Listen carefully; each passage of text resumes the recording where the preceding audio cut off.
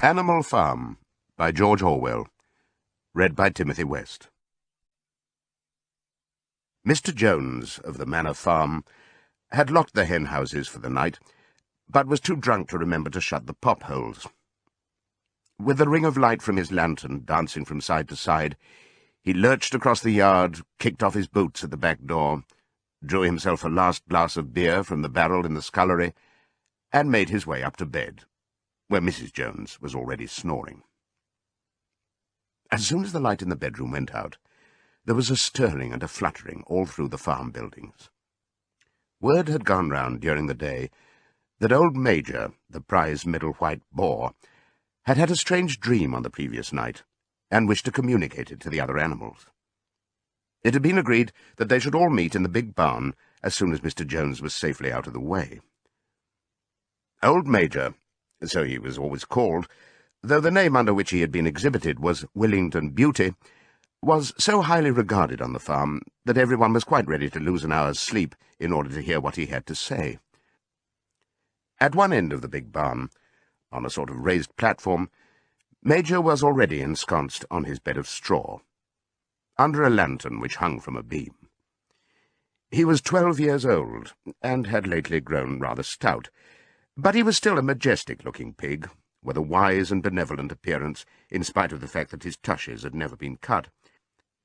Before long, the other animals began to arrive, and make themselves comfortable after their different fashions. First came the 3 dogs, Bluebell, Jessie, and Pincher, and then the pigs, who settled down in the straw immediately in front of the platform. The hens perched themselves on the window-sills, the pigeons fluttered up to the rafters, the sheep and cows lay down behind the pigs and began to chew the cud. The 2 cart horses, Boxer and Clover, came in together, walking very slowly, and setting down their vast hairy hoofs with great care, lest there should be some small animal concealed in the straw. Clover was a stout, motherly mare approaching middle life, who had never quite got her figure back after her 4th foal. Boxer was an enormous beast, nearly 18 hands high, and as strong as any 2 ordinary horses put together. A white stripe down his nose gave him a somewhat stupid appearance, and in fact he was not of first-rate intelligence, but he was universally respected for his steadiness of character and tremendous powers of work. After the horses came Muriel, the white goat, and Benjamin, the donkey. Benjamin was the oldest animal on the farm, and the worst-tempered. He seldom talked, and when he did it was usually to make some cynical remark. For instance, he would say that God had given him a tail to keep the flies off, but that he would sooner have had no tail and no flies. Alone among the animals on the farm, he never laughed. If asked why, he would say that he saw nothing to laugh at. Nevertheless, without openly admitting it, he was devoted to Boxer. The 2 of them usually spent their Sundays together in the small paddock beyond the orchard, grazing side by side and never speaking. The 2 horses had just lain down when a brood of ducklings, which had lost their mother, filed into the barn, cheeping feebly and wandering from side to side to find some place where they would not be trodden on. Clover made a sort of wall round them with her great foreleg, and the ducklings nestled down inside it and promptly fell asleep. At the last moment, Molly, the foolish, pretty white mare who drew Mr. Jones's trap, came mincing daintily in, chewing at a lump of sugar. She took a place near the front and began flirting her white mane, hoping to draw attention to the red ribbons it was plaited with. Last of all came the cat, who looked round as usual for the warmest place, and finally squeezed herself in between Boxer and Clover. There she purred contentedly throughout Major's speech, without listening to a word of what he was saying. All the animals were now present, except Moses, the tame raven, who slept on a perch behind the back door. When Major saw that they had all made themselves comfortable, and were waiting attentively, he cleared his throat and began, "Comrades, you have already heard about the strange dream that I had last night. But I will come to the dream later. I have something else to say first. I do not think, comrades, that I shall be with you for many months longer, and before I die, I feel it my duty to pass on to you such wisdom as I have acquired. I have had a long life. I have had much time for thought as I lay alone in my stall, and I think I may say that I understand the nature of life on this earth as well as any animal now living. It is about this that I wish to speak to you. Now, comrades, what is the nature of this life of ours? Let us face it, our lives are miserable, laborious, and short. We are born, we are given just so much food as will keep the breath in our bodies, and those of us who are capable of it are forced to work to the last atom of our strength. And the very instant that our usefulness has come to an end, we are slaughtered with hideous cruelty. No animal in England knows the meaning of happiness or leisure after he is a year old. No animal in England is free. The life of an animal is misery and slavery. That is the plain truth. But is this simply part of the order of nature? Is it because this land of ours is so poor that it cannot afford a decent life to those who dwell upon it?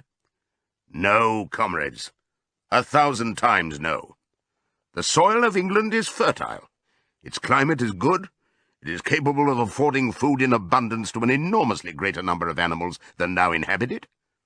This single farm of ours would support 12 horses, 20 cows, hundreds of sheep, and all of them living in a comfort and a dignity that are now almost beyond our imagining.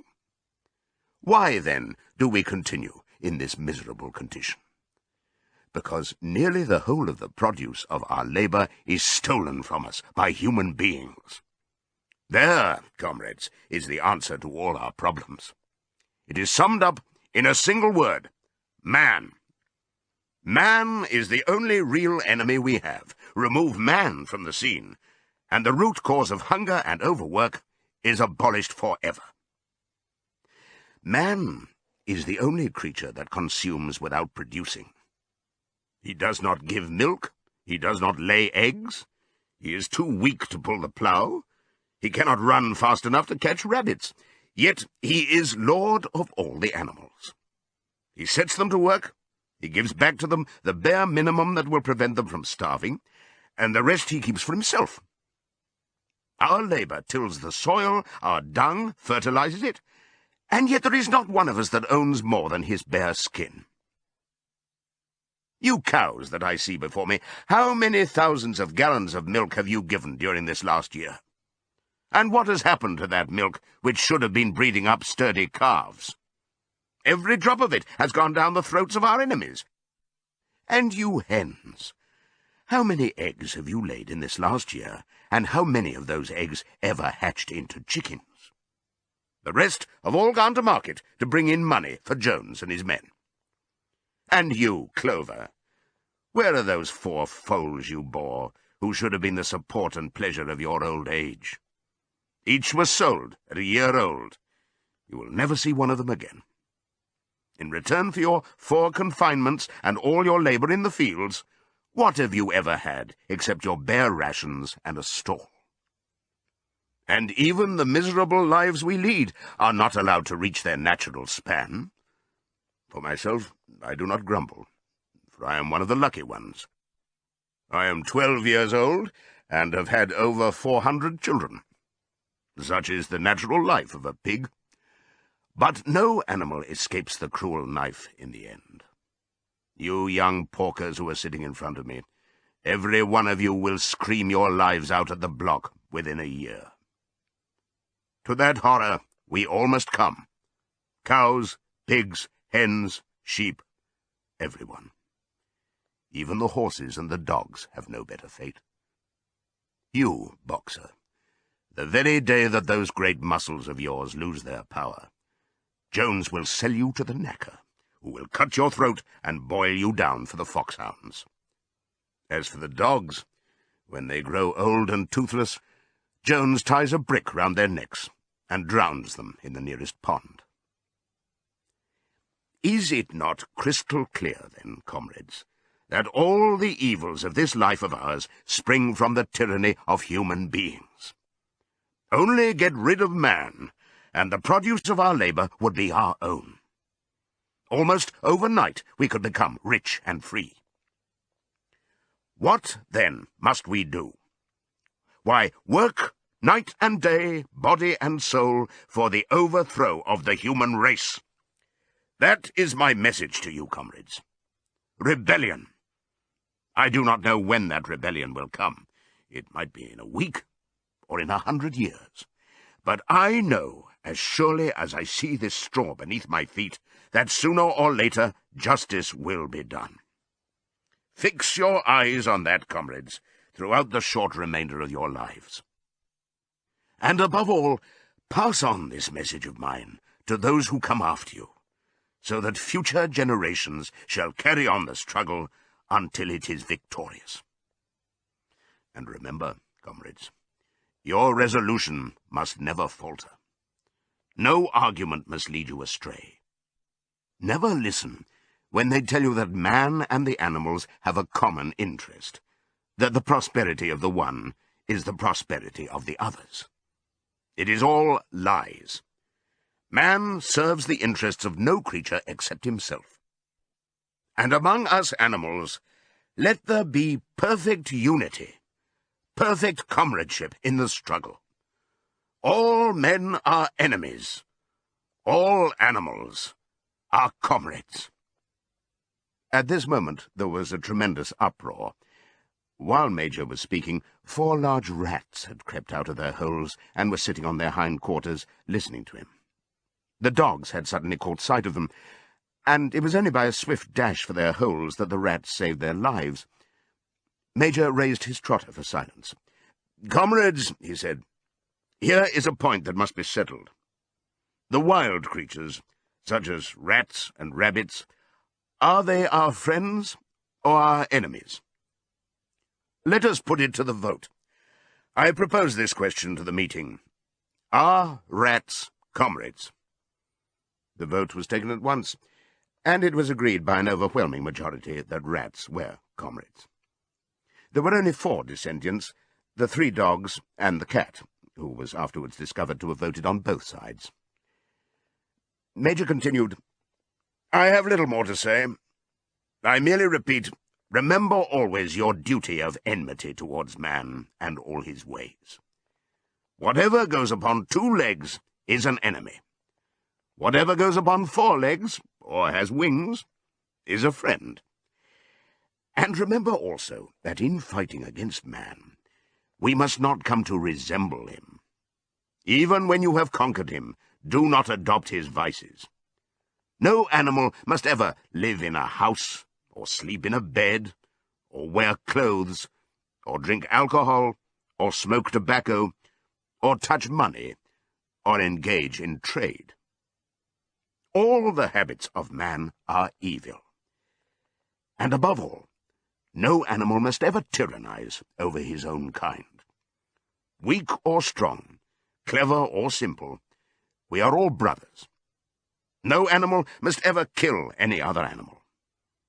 All animals are equal. And now, comrades, I will tell you about my dream of last night. I cannot describe that dream to you. It was a dream of the earth as it will be when man has vanished. But it reminded me of something that I had long forgotten. Many years ago, when I was a little pig, my mother and the other sows used to sing an old song of which they knew only the tune and the first 3 words. I had known that tune in my infancy, but it had long since passed out of my mind. Last night, however, it came back to me in my dream. And what is more, the words of the song also came back. Words, I am certain, which were sung by the animals of long ago, and have been lost to memory for generations. I will sing you that song now, comrades. I am old, and my voice is hoarse, but when I have taught you the tune, you can sing it better for yourselves. It is called Beasts of England. Old Major cleared his throat and began to sing.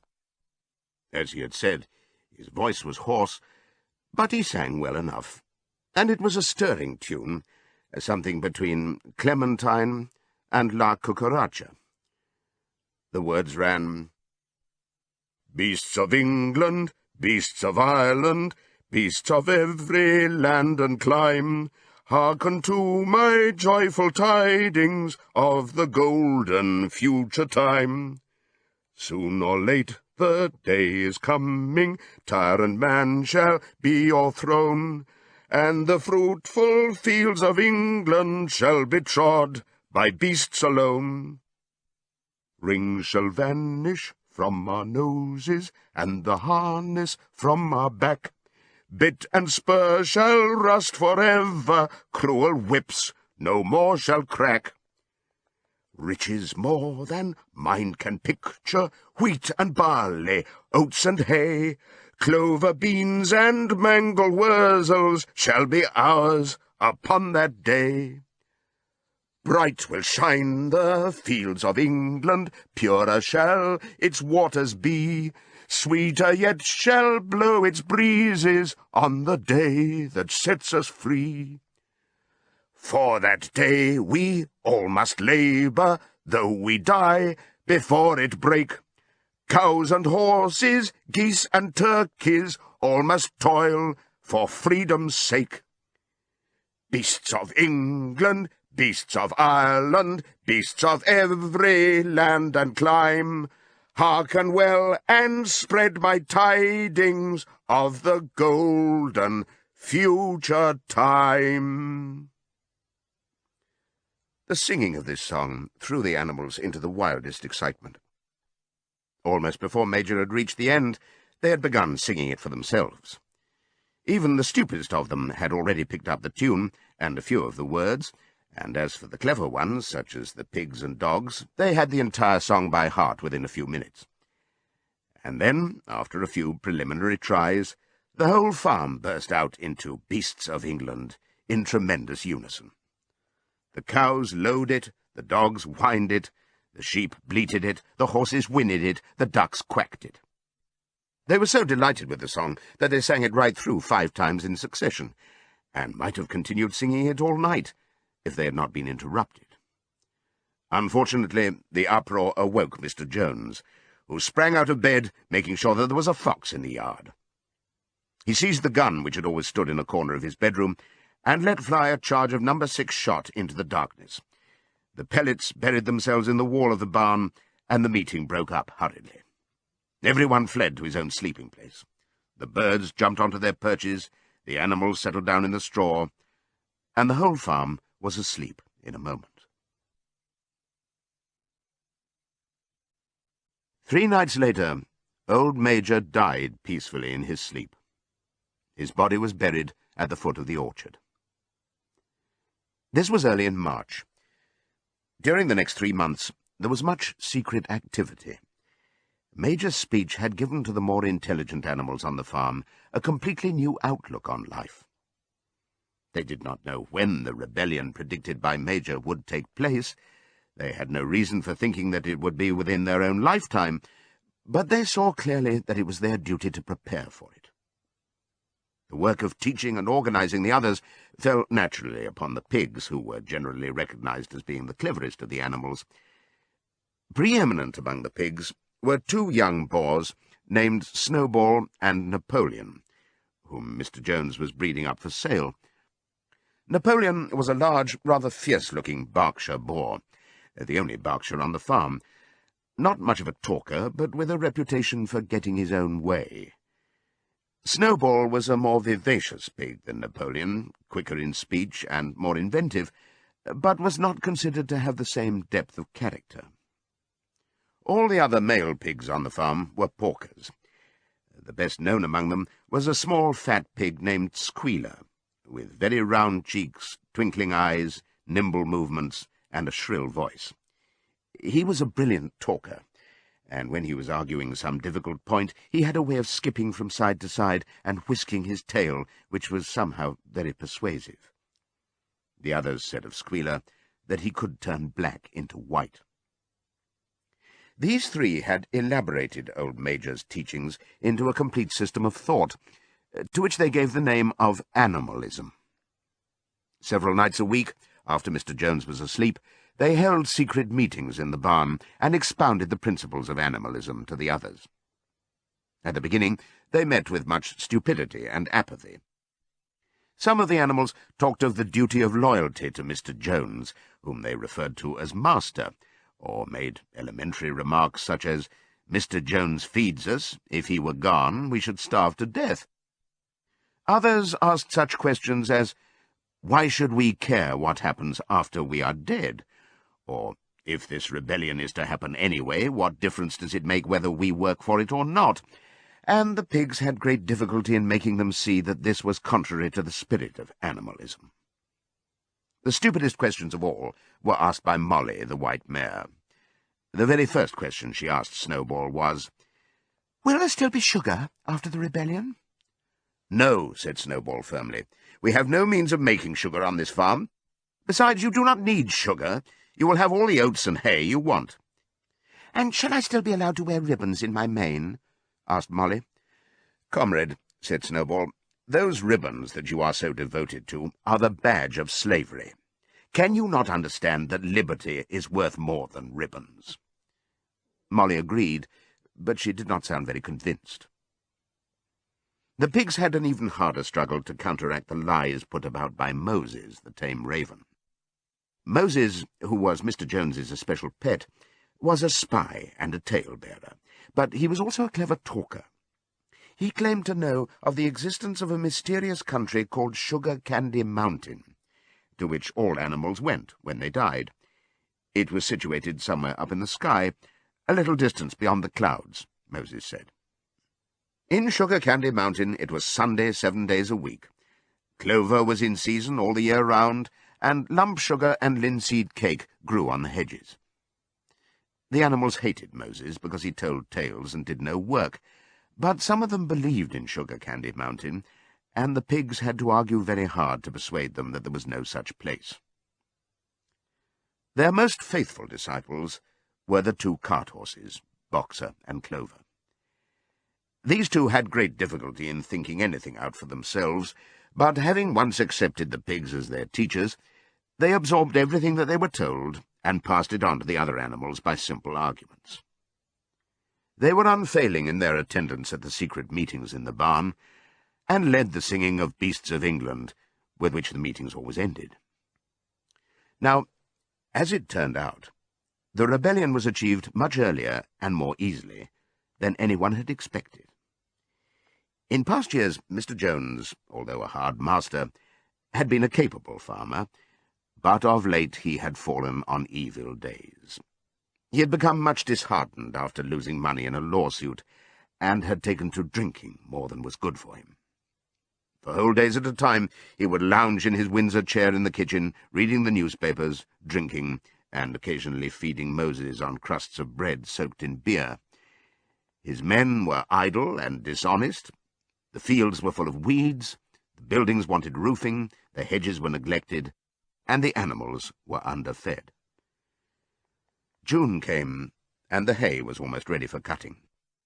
On Midsummer's Eve, which was a Saturday, Mr. Jones went into Willingdon and got so drunk at the Red Lion that he did not come back till midday on Sunday.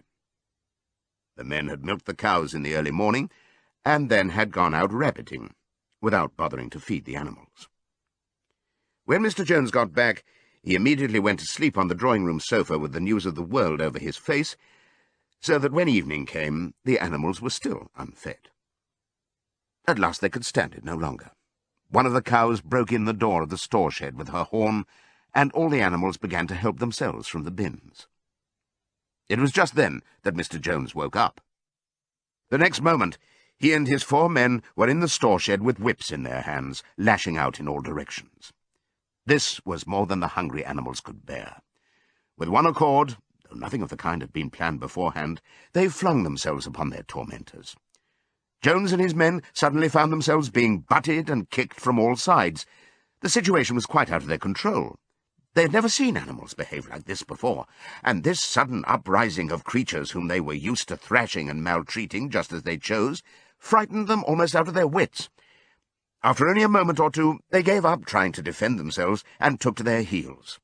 A minute later, All 5 of them were in full flight down the cart track that led to the main road, with the animals pursuing them in triumph. Mrs. Jones looked out of the bedroom window, saw what was happening, hurriedly flung a few possessions into a carpet bag, and slipped out of the farm by another way. Moses sprang off his perch and flapped after her, croaking loudly. Meanwhile, the animals had chased Jones and his men out onto the road and slammed the 5-barred gate behind them. And so, almost before they knew what was happening, the rebellion had been successfully carried through. Jones was expelled, and the manor farm was theirs. For the first few minutes, the animals could hardly believe in their good fortune. Their first act was to gallop in a body right round the boundaries of the farm, as though to make quite sure that no human being was hiding anywhere upon it. Then they raced back to the farm buildings to wipe out the last traces of Jones's hated reign. The harness room at the end of the stables was broken open. The bits, the nose rings, the dog chains, the cruel knives with which Mr. Jones had been used to castrate the pigs and lambs were all flung down the well. The reins, the halters, the blinkers, the degrading nose-bags were thrown onto the rubbish fire which was burning in the yard. So were the whips. All the animals capered with joy when they saw the whips going up in flames. Snowball also threw onto the fire the ribbons with which the horses' manes and tails had usually been decorated on market days. Ribbons, he said, should be considered as clothes, which are the mark of a human being. All animals should go naked. When Boxer heard this, he fetched the small straw hat which he wore in summer to keep the flies out of his ears, and flung it onto the fire with the rest. In a very little while, the animals had destroyed everything that reminded them of Mr. Jones. Napoleon then led them back to the store shed and served out a double ration of corn to everybody, with 2 biscuits for each dog. Then they sang Beasts of England from end to end 7 times running, and after that they settled down for the night and slept as they had never slept before. But they woke at dawn as usual, and suddenly remembering the glorious thing that had happened, they all raced out into the pasture together. A little way down the pasture there was a knoll that commanded a view of most of the farm. The animals rushed to the top of it and gazed round them in the clear morning light. Yes, it was theirs. Everything that they could see was theirs. In the ecstasy of that thought, they gambolled round and round. They hurled themselves into the air in great leaps of excitement. They rolled in the dew. They cropped mouthfuls of the sweet summer grass. They kicked up clods of the black earth and snuffed its rich scent.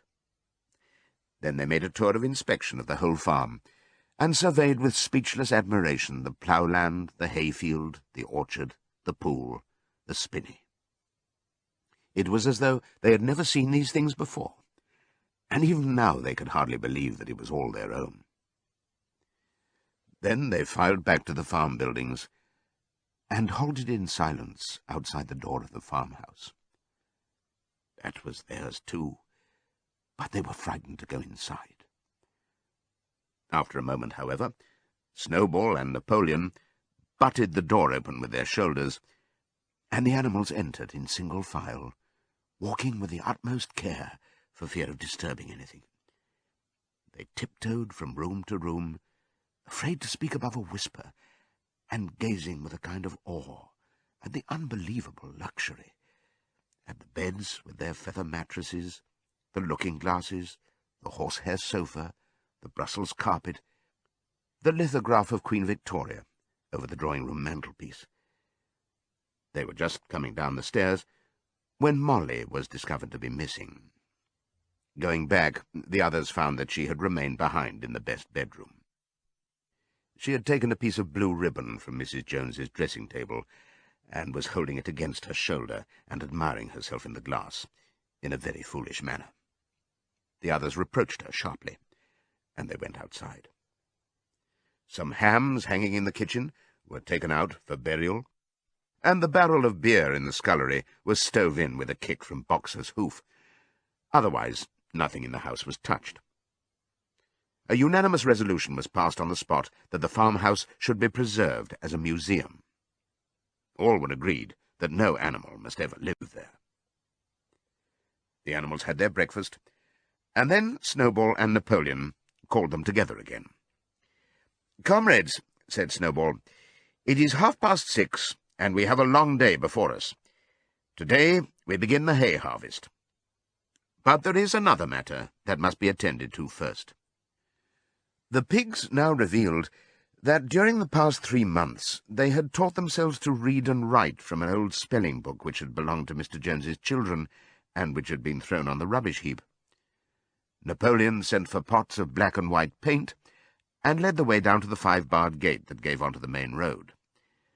Then Snowball, for it was Snowball who was best at writing, took a brush between the 2 knuckles of his trotter, painted out Manor Farm from the top bar of the gate, and in its place painted Animal Farm. This was to be the name of the farm from now onwards. After this they went back to the farm buildings, where Snowball and Napoleon sent for a ladder which they caused to be set against the end wall of the big barn. They explained that, by their studies of the past 3 months, the pigs had succeeded in reducing the principles of animalism to 7 commandments. These 7 commandments would now be inscribed on the wall. They would form an unalterable law by which all the animals on Animal Farm must live forever after. With some difficulty, for it is not easy for a pig to balance himself on a ladder, Snowball climbed up and set to work, with Squealer a few rungs below him, holding the paint-pot. The commandments were written on the tarred wall in great white letters that could be read 30 yards away. They ran thus. The 7 commandments. 1. Whatever goes upon 2 legs is an enemy. 2. Whatever goes upon 4 legs, or has wings, is a friend. 3. No animal shall wear clothes. 4. No animal shall sleep in a bed. 5. No animal shall drink alcohol. 6. No animal shall kill any other animal. 7. All animals are equal. It was very neatly written, and except that friend was written F-R-E-I-N-D, and one of the S's was the wrong way round, the spelling was correct all the way through. Snowball read it aloud for the benefit of the others. All the animals nodded in complete agreement, and the cleverer ones at once began to learn the commandments by heart. "Now, comrades," cried Snowball, throwing down the paintbrush, "to the hayfield. Let us make it a point of honour to get in the harvest more quickly than Jones and his men could do." But at this moment the 3 cows, who had seemed uneasy for some time past, set up a loud lowing. They had not been milked for 24 hours, and their udders were almost bursting. After a little thought, the pigs sent for buckets, and milked the cows fairly successfully, their trotters being well adapted to this task. Soon there were 5 buckets of frothy, creamy milk, at which many of the animals looked with considerable interest. "What is going to happen to all that milk?" said someone. "Jones used sometimes to mix some of it in our mash," said one of the hens. "Never mind the milk, comrades," cried Napoleon, placing himself in front of the buckets. "That will be attended to. The harvest is more important. Comrade Snowball will lead the way. I shall follow in a few minutes. Forward, comrades! The hay is waiting." So the animals trooped down to the hayfield to begin the harvest. And when they came back in the evening, it was noticed that the milk had disappeared. How they toiled and sweated to get their hay in! But their efforts were rewarded, for the harvest was an even bigger success than they had hoped. Sometimes the work was hard. The implements had been designed for human beings and not for animals, and it was a great drawback that no animal was able to use any tool that involved standing on his hind legs. But the pigs were so clever that they could think of a way round every difficulty. As for the horses, they knew every inch of the field, and in fact understood the business of mowing and raking far better than Jones and his men had ever done. The pigs did not actually work, but directed and supervised the others. With their superior knowledge, it was natural that they should assume the leadership. Boxer and Clover would harness themselves to the cutter or the horse-rake. No bits or reins were needed in these days, of course, and tramped steadily round and round the field, with a pig walking behind and calling out, "Gee up, comrade," or "Woe back, comrade," as the case might be. And every animal, down to the humblest, worked at turning the hay and gathering it. Even the ducks and hens toiled to and fro all day in the sun, carrying tiny wisps of hay in their beaks. In the end, they finished the harvest in 2 days less time than it had usually taken Jones and his men. Moreover, it was the biggest harvest that the farm had ever seen. There was no wastage whatever. The hens and ducks, with their sharp eyes, had gathered up the very last stalk, and not an animal on the farm had stolen so much as a mouthful. All through that summer, the work of the farm went like clockwork. The animals were happy as they had never conceived it possible to be. Every mouthful of food was an acute positive pleasure, now that it was truly their own food, produced by themselves and for themselves, not doled out to them by a grudging master. With the worthless parasitical human beings gone, there was more for everyone to eat. There was more leisure, too, inexperienced though the animals were. They met with many difficulties. For instance, later in the year, when they harvested the corn, they had to tread it out in the ancient style and blow away the chaff with their breath, since the farm possessed no threshing machine. But the pigs, with their cleverness, and Boxer, with his tremendous muscles, always pulled them through. Boxer was the admiration of everybody. He had been a hard worker, even in Jones's time, but now he seemed more like 3 horses than 1. There were days when the entire work of the farm seemed to rest upon his mighty shoulders. From morning to night he was pushing and pulling, always at the spot where the work was hardest. He had made an arrangement with one of the cockerels to call him in the mornings half an hour earlier than anyone else, and would put in some volunteer labour at whatever seemed to be most needed before the regular day's work began. His answer to every problem, every setback, was, "I will work harder," which he had adopted as his personal motto. But everyone worked according to his capacity. The hens and ducks, for instance, saved 5 bushels of corn at the harvest by gathering up the stray grains. Nobody stole, nobody grumbled over his rations. The quarrelling and biting and jealousy, which had been normal features of life in the old days, had almost disappeared. Nobody shirked, or almost nobody. Molly, it was true, was not good at getting up in the mornings, and had a way of leaving work early on the ground that there was a stone in her hoof. And the behaviour of the cat was somewhat peculiar. It was soon noticed that when there was work to be done, the cat could never be found. She would vanish for hours on end, and then reappear at meal times, or in the evening after work was over, as though nothing had happened.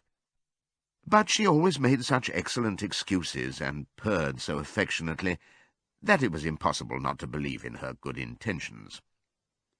Old Benjamin the donkey seemed quite unchanged since the rebellion.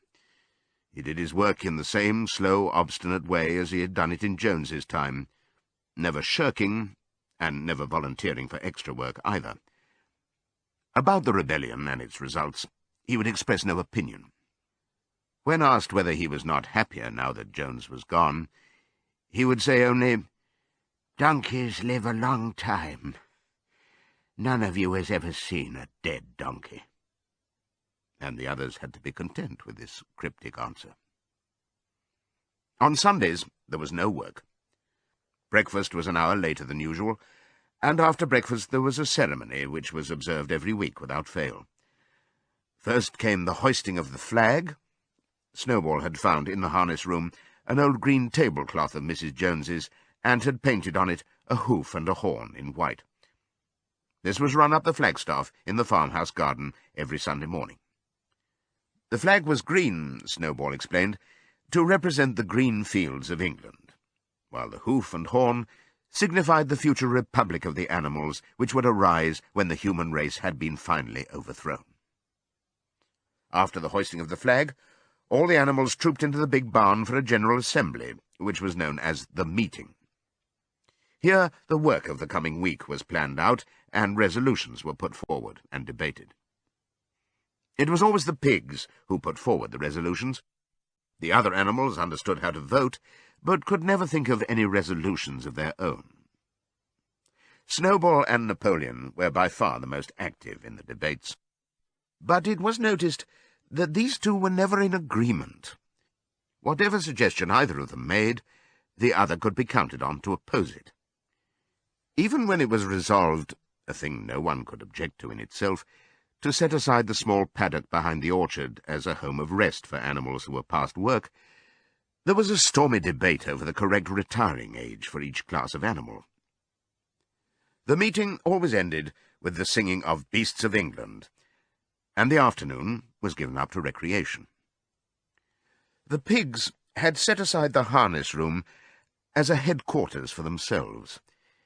Here, in the evenings, they studied blacksmithing, carpentering, and other necessary arts from books which they had brought out of the farmhouse. Snowball also busied himself with organizing the other animals into what he called animal committees. He was indefatigable at this.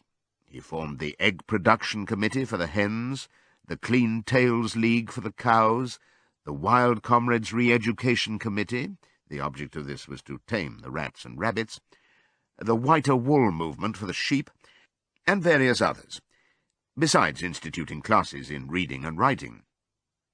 On the whole, these projects were a failure. The attempt to tame the wild creatures, for instance, broke down almost immediately. They continued to behave very much as before, and when treated with generosity, simply took advantage of it. The cat joined the Re-Education Committee and was very active in it for some days. She was seen one day sitting on a roof and talking to some sparrows who were just out of her reach. She was telling them that all animals were now comrades, and that any sparrow who chose could come and perch on her paw. But the sparrows kept their distance. The reading and writing classes, however, were a great success. By the autumn, almost every animal on the farm was literate in some degree. As for the pigs, they could already read and write perfectly. The dogs learned to read fairly well, but were not interested in reading anything except the 7 Commandments. Muriel, the goat, could read somewhat better than the dogs, and sometimes used to read to the others in the evenings from scraps of newspaper which she found on the rubbish heap. Benjamin could read as well as any pig, but never exercised his faculty. So far as he knew, he said, there was nothing worth reading. Clover learned the whole alphabet, but could not put words together. Boxer could not get beyond the letter D. He would trace out A, B, C, D in the dust with his great hoof, and then would stand staring at the letters with his ears back, sometimes shaking his forelock, trying with all his might to remember what came next, and never succeeding. On several occasions, indeed, he did learn E, F, G, H, but by the time he knew them, it was always discovered that he had forgotten A, B, C, and D. Finally, he decided to be content with the first 4 letters, and used to write them out once or twice every day to refresh his memory. Molly refused to learn any but the 5 letters which spelt her own name. She would form these very neatly out of pieces of twig, and would then decorate them with a flower or two, and walk round them, admiring them. None of the other animals on the farm could get further than the letter A. It was also found that the stupider animals, such as the sheep, hens, and ducks, were unable to learn the 7 Commandments by heart. After much thought, Snowball declared that the 7 Commandments could in effect be reduced to a single maxim, namely, 4 legs good, 2 legs bad. This, he said, contained the essential principle of animalism. Whoever had thoroughly grasped it would be safe from human influences. The birds at first objected, since it seemed to them that they also had 2 legs, but Snowball proved to them that this was not so. A bird's wing, comrades, he said, is an organ of propulsion and not of manipulation. It should therefore be regarded as a leg. The distinguishing mark of man is the hand, the instrument with which he does all his mischief. The birds did not understand Snowball's long words, but they accepted his explanation, and all the humbler animals set to work to learn the new maxim by heart. 4 legs good, 2 legs bad, was inscribed on the end wall of the barn above the 7 Commandments, and in bigger letters. When they had once got it by heart, the sheep developed a great liking for this maxim, and often as they lay in the field, they would all start bleating, 4 legs good, 2 legs bad, 4 legs good, 2 legs bad, and keep it up for hours on end, never growing tired of it. Napoleon took no interest in Snowball's committees. He said that the education of the young was more important than anything that could be done for those who were already grown up. It happened that Jessie and Bluebell had both whelped soon after the hay harvest, giving birth between them to 9 sturdy puppies. As soon as they were weaned, Napoleon took them away from their mothers, saying that he would make himself responsible for their education. He took them up into a loft, which could only be reached by a ladder from the harness room, and there kept them in such seclusion that the rest of the farm soon forgot their existence. The mystery of where the milk went to was soon cleared up. It was mixed every day into the pigs' mash. The early apples were now ripening, and the grass of the orchard was littered with windfalls. The animals had assumed, as a matter of course, that these would be shared out equally. One day, however, the order went forth that all the windfalls were to be collected and brought to the harness room for the use of the pigs. At this, some of the other animals murmured, but it was no use. All the pigs were in full agreement on this point, even Snowball and Napoleon. Squealer was sent to make the necessary explanations to the others. "Comrades," he cried, "you do not imagine, I hope, that we pigs are doing this in a spirit of selfishness and privilege. Many of us actually dislike milk and apples. I dislike them myself. Our sole object in taking these things is to preserve our health. Milk and apples, this has been proved by science, comrades, contain substances absolutely necessary to the well-being of a pig. We pigs are brain workers. The whole management and organization of this farm depend on us. Day and night we are watching over your welfare. It is for your sake that we drink that milk and eat those apples. Do you know what would happen if we pigs failed in our duty? Jones would come back. Yes, Jones would come back. Surely, comrades," cried Squealer, almost pleadingly, skipping from side to side and whisking his tail, "surely there is no one among you who wants to see Jones come back." Now, if there was one thing that the animals were completely certain of, it was that they did not want Jones back. When it was put to them in this light, they had no more to say. The importance of keeping the pigs in good health was all too obvious, so it was agreed without further argument that the milk and the windfall apples, and also the main crop of apples when they ripened, should be reserved for the pigs alone. By the late summer, the news of what had happened on Animal Farm had spread across half the county. Every day Snowball and Napoleon sent out flights of pigeons, whose instructions were to mingle with the animals on neighbouring farms, tell them the story of the rebellion, and teach them the tune of Beasts of England.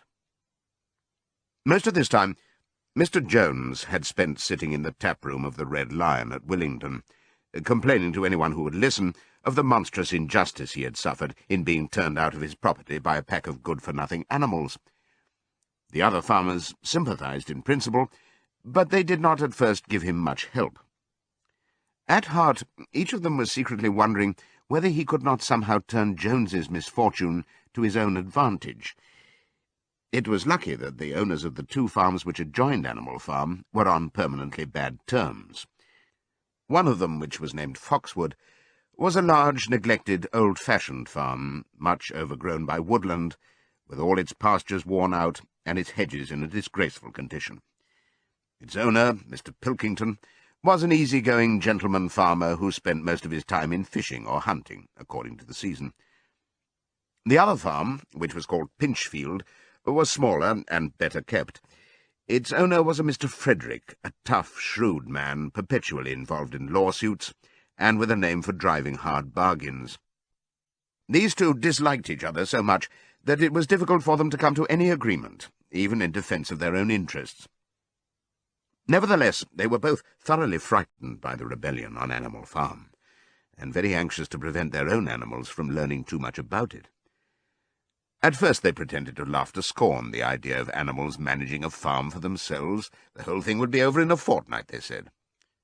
They put it about that the animals on the manor farm— they insisted on calling it the manor farm, they would not tolerate the name animal farm— were perpetually fighting among themselves, and were also rapidly starving to death. When time passed and the animals had evidently not starved to death, Frederick and Pilkington changed their tune and began to talk of the terrible wickedness that now flourished on Animal Farm. It was given out that the animals there practiced cannibalism, tortured one another with red-hot horseshoes, and had their females in common. This was what came of rebelling against the laws of nature, Frederick and Pilkington said. However, these stories were never fully believed. Rumours of a wonderful farm, where the human beings had been turned out and the animals managed their own affairs, continued to circulate in vague and distorted forms, and throughout that year a wave of rebelliousness ran through the countryside. Bulls, which had always been tractable, suddenly turned savage. Sheep broke down hedges and devoured the clover. Cows kicked the pail over. Hunters refused their fences and shot their riders onto the other side. Above all, the tune and even the words of Beasts of England were known everywhere. It had spread with astonishing speed. The human beings could not contain their rage when they heard this song, though they pretended to think it merely ridiculous. They could not understand, they said, how even animals could bring themselves to sing such contemptible rubbish. Any animal caught singing it was given a flogging on the spot. And yet the song was irrepressible. The blackbirds whistled it in the hedges, the pigeons cooed it in the elms, it got into the din of the smithies and the tune of the church bells. And when the human beings listened to it, they secretly trembled, hearing in it a prophecy of their future doom. Early in October, when the corn was cut and stacked and some of it was already threshed, a flight of pigeons came whirling through the air and alighted in the yard of Animal Farm in the wildest excitement. Jones and all his men, with half a dozen others from Foxwood and Pinchfield, had entered the five-barred gate and were coming up the cart track that led to the farm.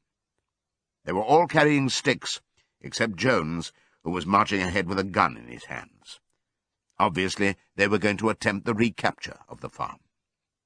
This had long been expected, and all preparations had been made. Snowball, who had studied an old book of Julius Caesar's campaigns, which he had found in the farmhouse, was in charge of the defensive operations. He gave his orders quickly, and in a couple of minutes every animal was at his post. As the human beings approached the farm buildings, Snowball launched his first attack. All the pigeons, to the number of 35, flew to and fro over the men's heads and dropped their dung on them from mid-air.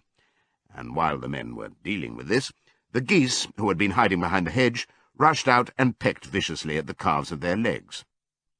However, this was only a light skirmishing manoeuvre, intended to create a little disorder, and the men easily drove the geese off with their sticks. Snowball now launched his second line of attack.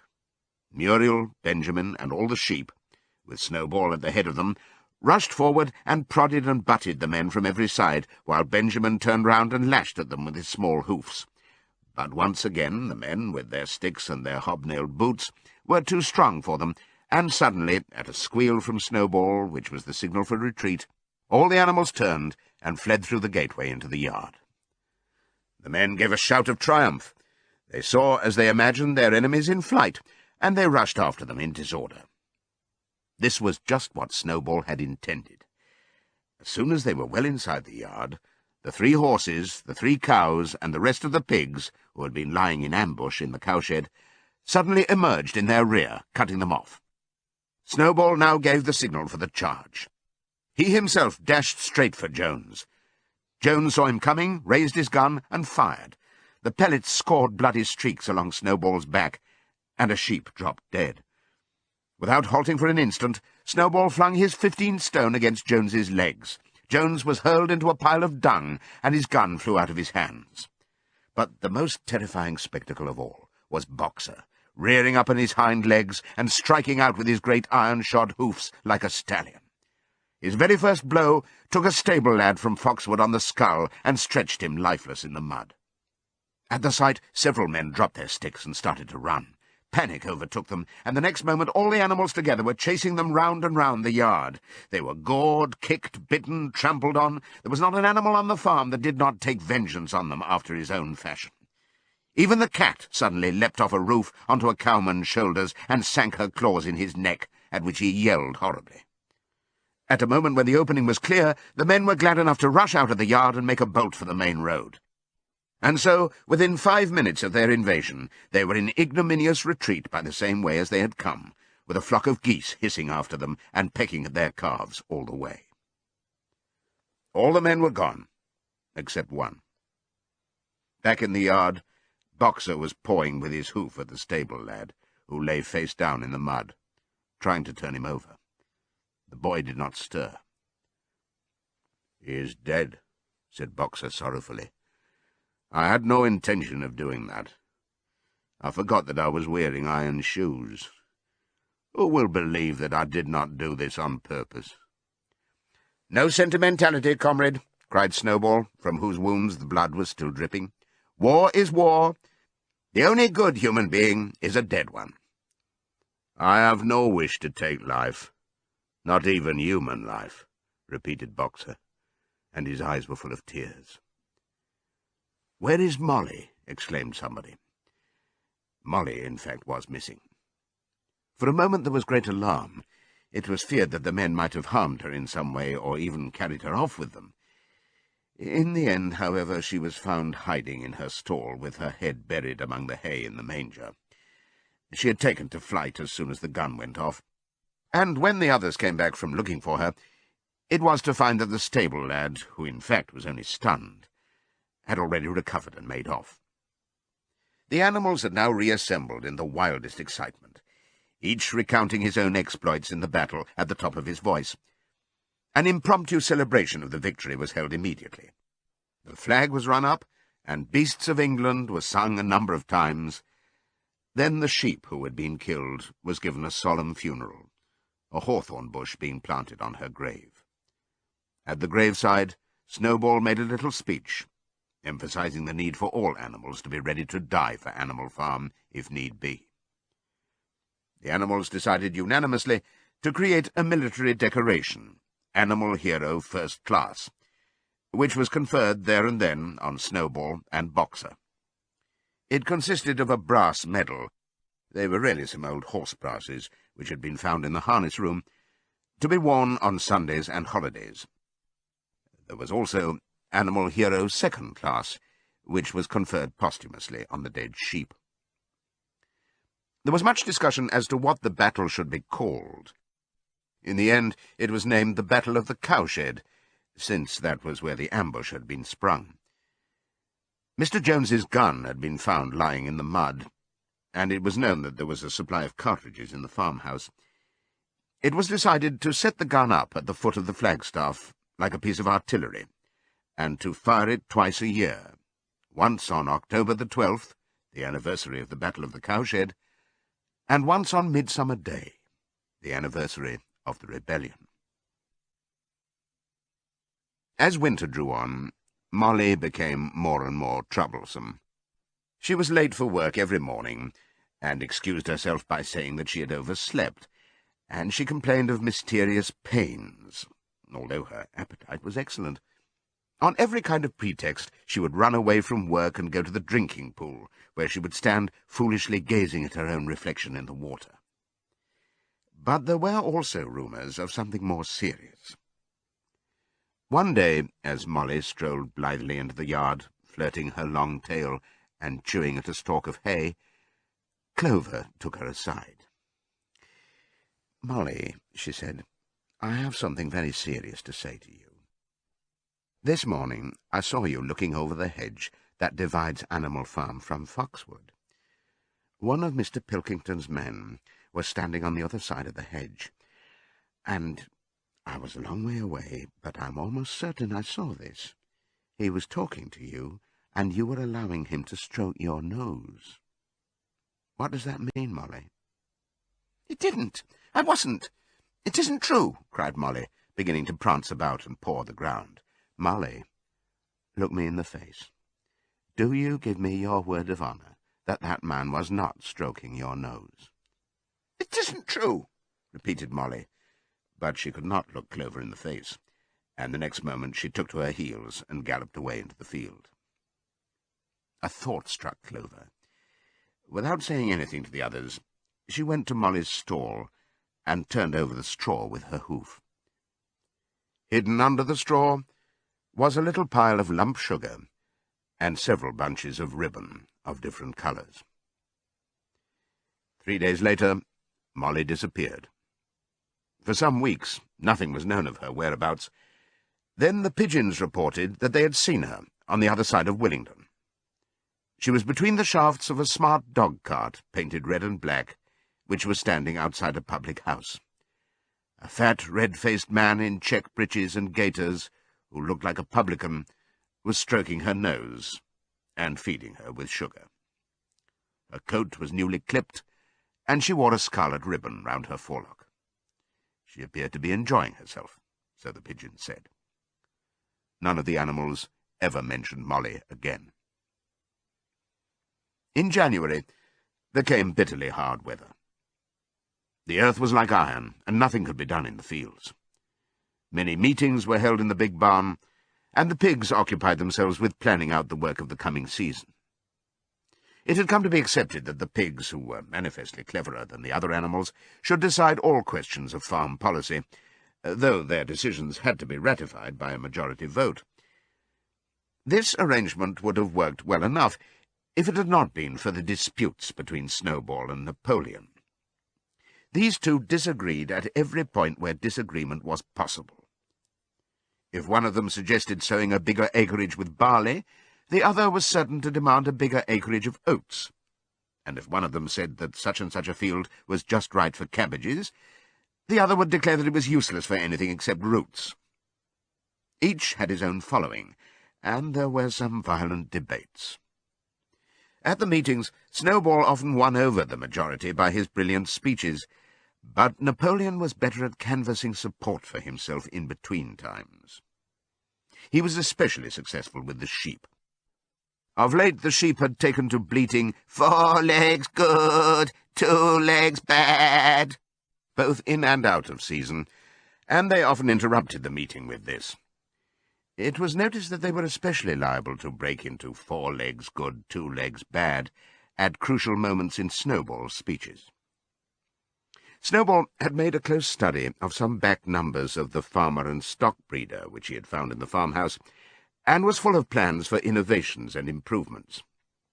He talked learnedly about field drains, silage, and basic slag, and had worked out a complicated scheme for all the animals to drop their dung directly in the fields at a different spot every day, to save the labour of cartage. Napoleon produced no schemes of his own, but said quietly that Snowball's would come to nothing, and seemed to be biding his time. But of all their controversies, none was so bitter as the one that took place over the windmill. In the long pasture, not far from the farm buildings, there was a small knoll, which was the highest point on the farm. After surveying the ground, Snowball declared that this was just the place for a windmill, which could be made to operate a dynamo and supply the farm with electrical power. This would light the stalls and warm them in winter, and would also run a circular saw, a chaff cutter, a mangle slicer, and an electric milking machine. The animals had never heard of anything of this kind before, for the farm was an old-fashioned one and had only the most primitive machinery, and they listened in astonishment, while Snowball conjured up pictures of fantastic machines which would do their work for them, while they grazed at their ease in the fields, or improved their minds with reading and conversation.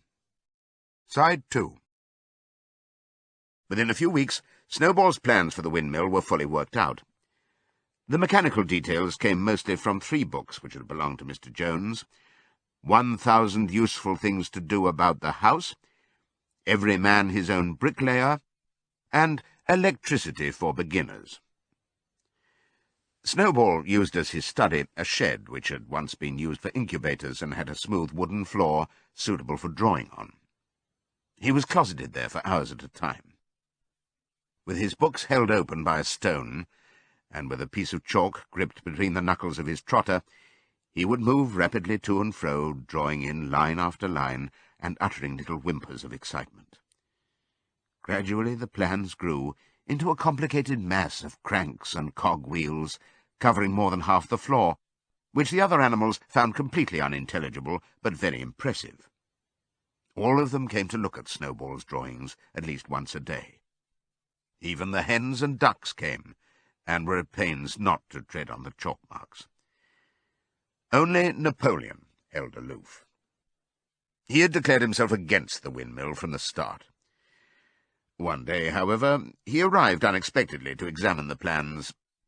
He walked heavily round the shed, looked closely at every detail of the plans, and snuffed at them once or twice, then stood for a little while contemplating them out of the corner of his eye. Then suddenly he lifted his leg, urinated over the plans, and walked out without uttering a word. The whole farm was deeply divided on the subject of the windmill. Snowball did not deny that to build it would be a difficult business. Stone would have to be quarried and built up into walls, then the sails would have to be made, and after that there would be need for dynamos and cables. How these were to be procured, Snowball did not say, but he maintained that it could all be done in a year, and thereafter, he declared, so much labour would be saved that the animals would only need to work 3 days a week. Napoleon, on the other hand, argued that the great need of the moment was to increase food production, and that if they wasted time on the windmill, they would all starve to death. The animals formed themselves into 2 factions, under the slogans, "Vote for Snowball and the 3-day week," and "Vote for Napoleon and the full manger." Benjamin was the only animal who did not side with either faction. He refused to believe either that food would become more plentiful, or that the windmill would save work. Windmill or no windmill, he said, life would go on as it had always gone on. That is, badly. Apart from the disputes over the windmill, there was the question of the defence of the farm. It was fully realized that though the human beings had been defeated in the Battle of the Cowshed, they might make another and more determined attempt to recapture the farm and reinstate Mr. Jones. They had all the more reason for doing so, because the news of their defeat had spread across the countryside and made the animals on the neighbouring farms more restive than ever. As usual, Snowball and Napoleon were in disagreement. According to Napoleon, what the animals must do was to procure firearms and train themselves in the use of them. According to Snowball, they must send out more and more pigeons and stir up rebellion among the animals on the other farms. The one argued that if they could not defend themselves, they were bound to be conquered. The other argued that if rebellions happened everywhere, they would have no need to defend themselves. The animals listened first to Napoleon, then to Snowball, and could not make up their minds which was right. Indeed, they always found themselves in agreement with the one who was speaking at the moment. At last the day came when Snowball's plans were completed. At the meeting on the following Sunday, the question of whether or not to begin work on the windmill was to be put to the vote. When the animals had assembled in the big barn, Snowball stood up and, though occasionally interrupted by bleating from the sheep, set forth his reasons for advocating the building of the windmill. Then Napoleon stood up to reply. He said very quietly that the windmill was nonsense, and that he advised nobody to vote for it, and promptly sat down again. He had spoken for barely 30 seconds, and seemed almost indifferent as to the effect he produced. At this, Snowball sprang to his feet, and, shouting down the sheep, who had begun bleating again, broke into a passionate appeal in favour of the windmill. Until now, the animals had been about equally divided in their sympathies, but in a moment Snowball's eloquence had carried them away. In glowing sentences, he painted a picture of Animal Farm as it might be when sordid labour was lifted from the animals' backs. His imagination had now run far beyond chaff-cutters and turnip slicers.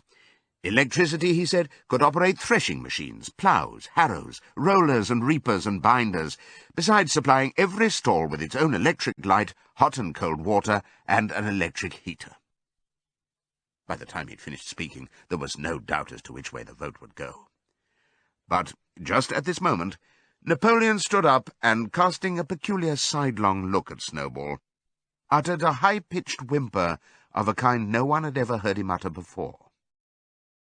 At this, there was a terrible baying sound outside, and 9 enormous dogs wearing brass-studded collars came bounding into the barn. They dashed straight for Snowball, who only sprang from his place just in time to escape their snapping jaws. In a moment he was out of the door, and they were after him. Too amazed and frightened to speak, all the animals crowded through the door to watch the chase. Snowball was racing across the long pasture that led to the road. He was running as only a pig can run, but the dogs were close on his heels. Suddenly he slipped, and it seemed certain that they had him. Then he was up again, running faster than ever. Then the dogs were gaining on him again. One of them all but closed his jaws on Snowball's tail, but Snowball whisked it free just in time. Then he put on an extra spurt, and with a few inches to spare, slipped through a hole in the hedge and was seen no more. Silent and terrified, the animals crept back into the barn. In a moment the dogs came bounding back.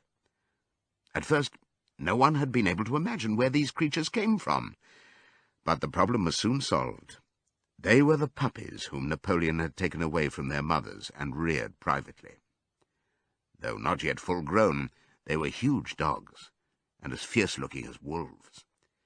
They kept close to Napoleon. It was noticed that they wagged their tails to him in the same way as the other dogs had been used to do to Mr. Jones. Napoleon, with the dogs following him, now mounted onto the raised portion of the floor where Major had previously stood to deliver his speech. He announced that from now on the Sunday morning meetings would come to an end. They were unnecessary, he said, and wasted time. In future, all questions relating to the working of the farm would be settled by a special committee of pigs, presided over by himself. These would meet in private and afterwards communicate their decisions to the others. The animals would still assemble on Sunday mornings to salute the flag, sing Beasts of England, and receive their orders for the week, but there would be no more debates.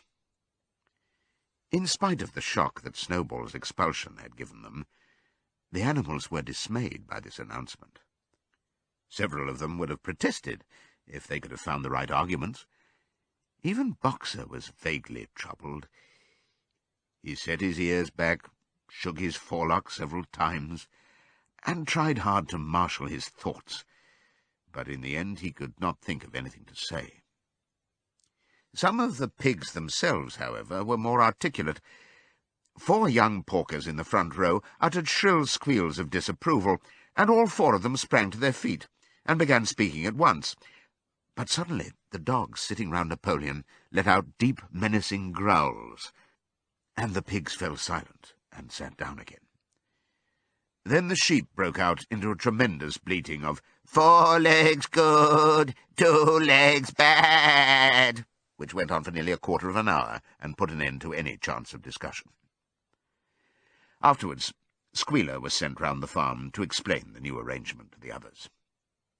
"Comrades," he said, "I trust that every animal here appreciates the sacrifice that Comrade Napoleon has made in taking this extra labour upon himself. Do not imagine, comrades, that leadership is a pleasure. On the contrary, it is a deep and heavy responsibility. No one believes more firmly than Comrade Napoleon that all animals are equal. He would be only too happy to let you make your decisions for yourselves. But sometimes you might make the wrong decisions, comrades, and then where should we be? Suppose you had decided to follow Snowball, with his moonshine of windmills, Snowball, who, as we now know, was no better than a criminal." "He fought bravely at the Battle of the Cowshed," said somebody. "Bravery is not enough," said Squealer. "Loyalty and obedience are more important. And as to the Battle of the Cowshed, I believe the time will come when we shall find that Snowball's part in it was much exaggerated. Discipline, comrades, iron discipline, that is the watchword for today." One false step, and our enemies would be upon us. Surely, comrades, you do not want Jones back.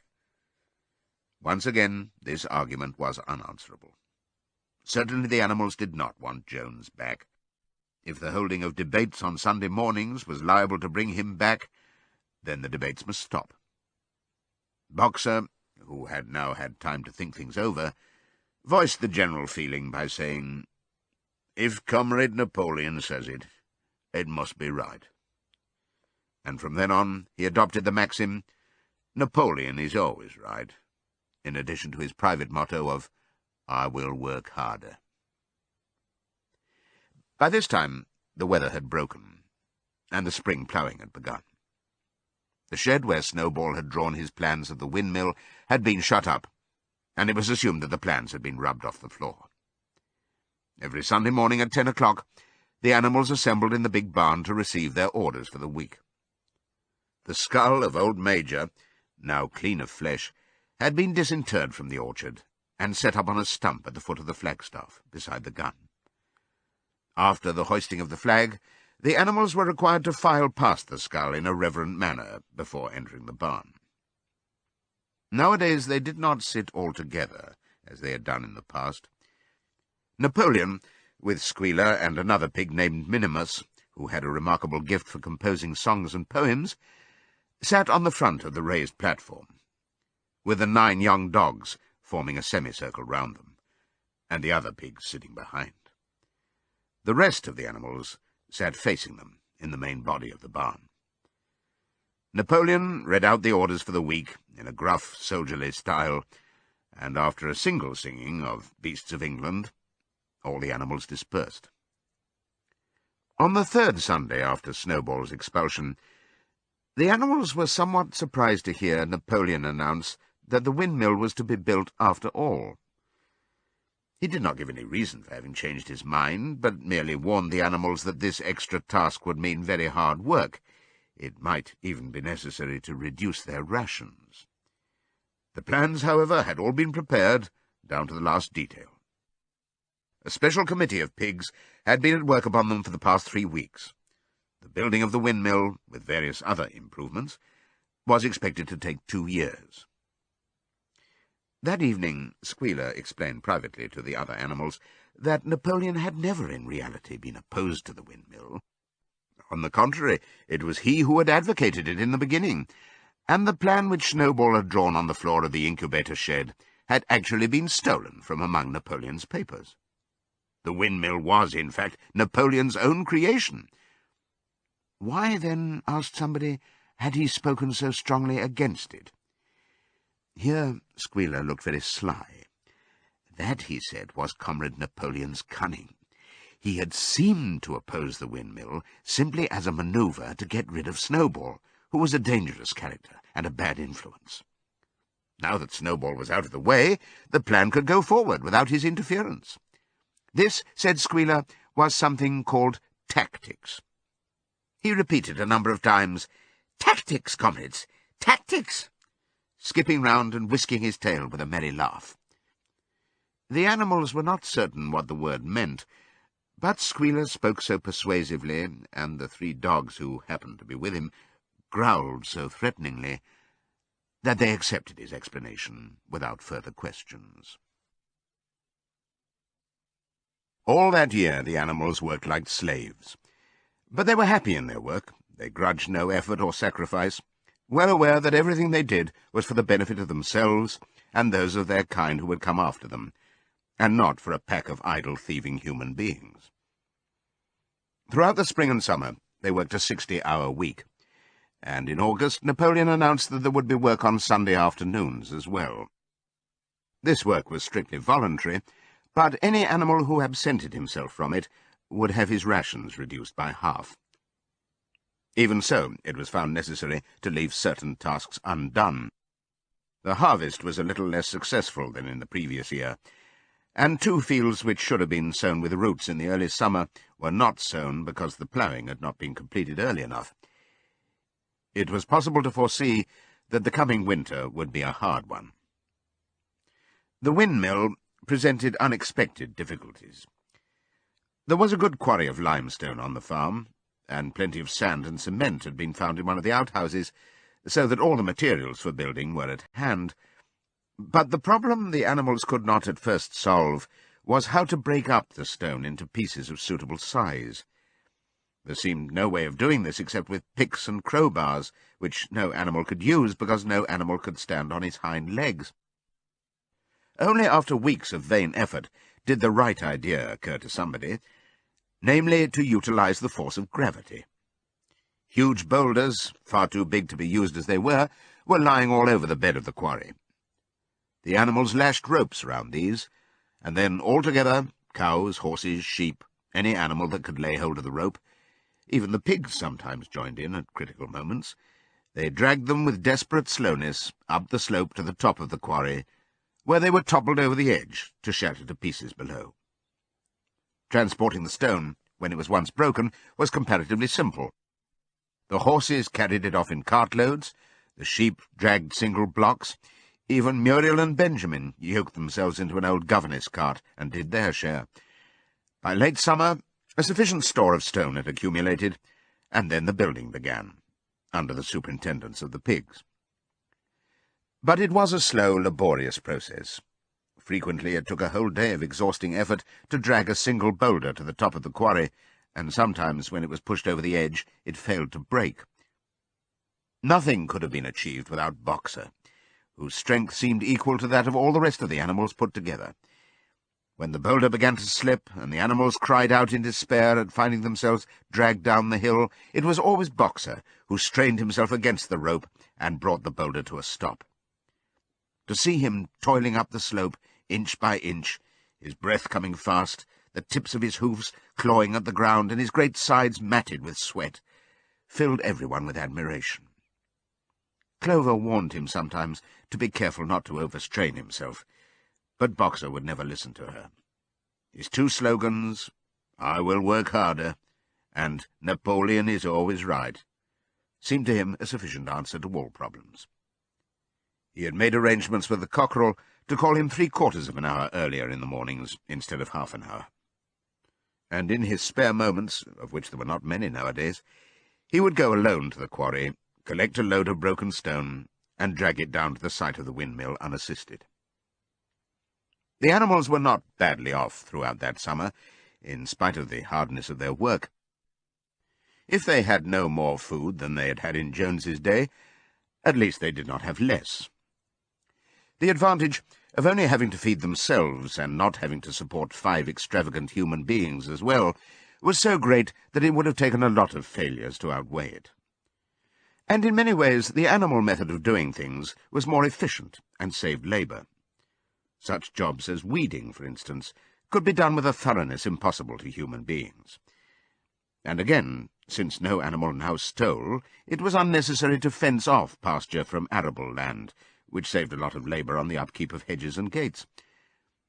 Nevertheless, as the summer wore on, various unforeseen shortages began to make themselves felt.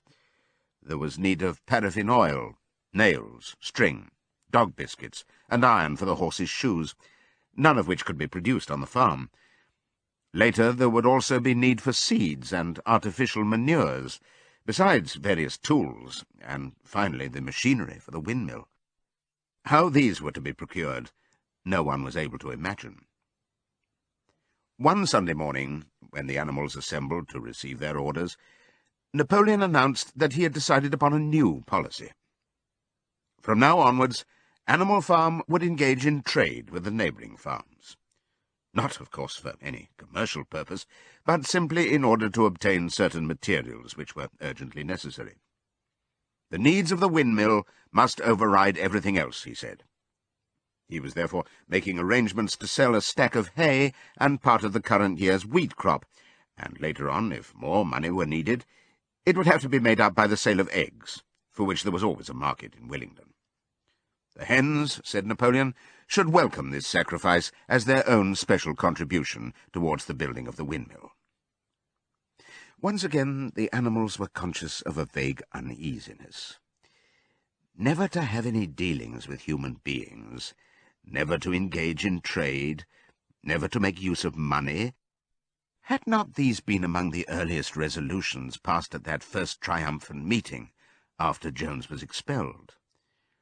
All the animals remembered passing such resolutions, or at least they thought that they remembered it.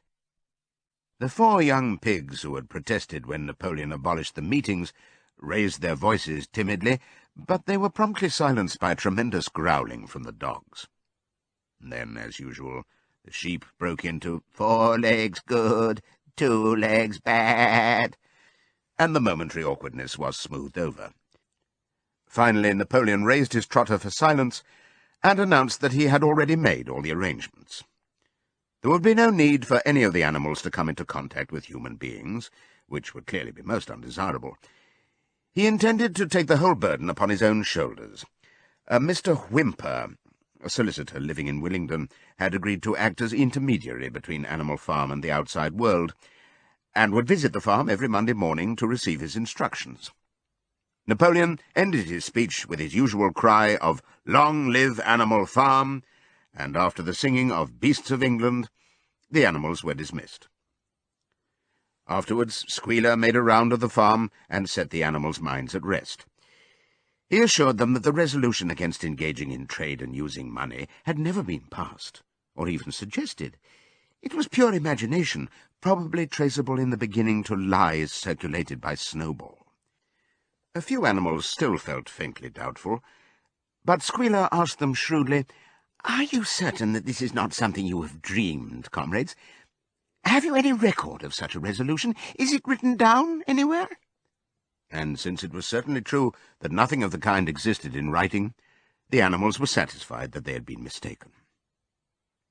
Every Monday, Mr. Whymper visited the farm as had been arranged.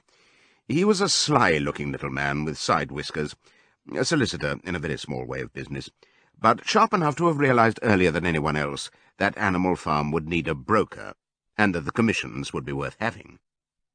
The animals watched his coming and going with a kind of dread, and avoided him as much as possible. Nevertheless, the sight of Napoleon on all fours delivering orders to Whymper, who stood on 2 legs, roused their pride and partly reconciled them to the new arrangement. Their relations with the human race were now not quite the same as they had been before. The human beings did not hate Animal Farm any less now that it was prospering. Indeed, they hated it more than ever. Every human being held it as an article of faith that the farm would go bankrupt sooner or later, and above all that the windmill would be a failure.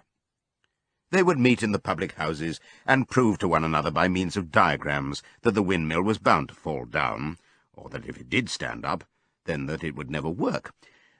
And yet, against their will, they had developed a certain respect for the efficiency with which the animals were managing their own affairs. One symptom of this was that they had begun to call Animal Farm by its proper name, and ceased to pretend that it was called the Manor Farm. They had also dropped their championship of Jones, who had given up hope of getting his farm back and gone to live in another part of the county. Except through Whymper, there was as yet no contact between Animal Farm and the outside world, but there were constant rumours that Napoleon was about to enter into a definite business agreement, either with Mr. Pilkington of Foxwood or with Mr. Frederick of Pinchfield, but never, it was noticed, with both simultaneously.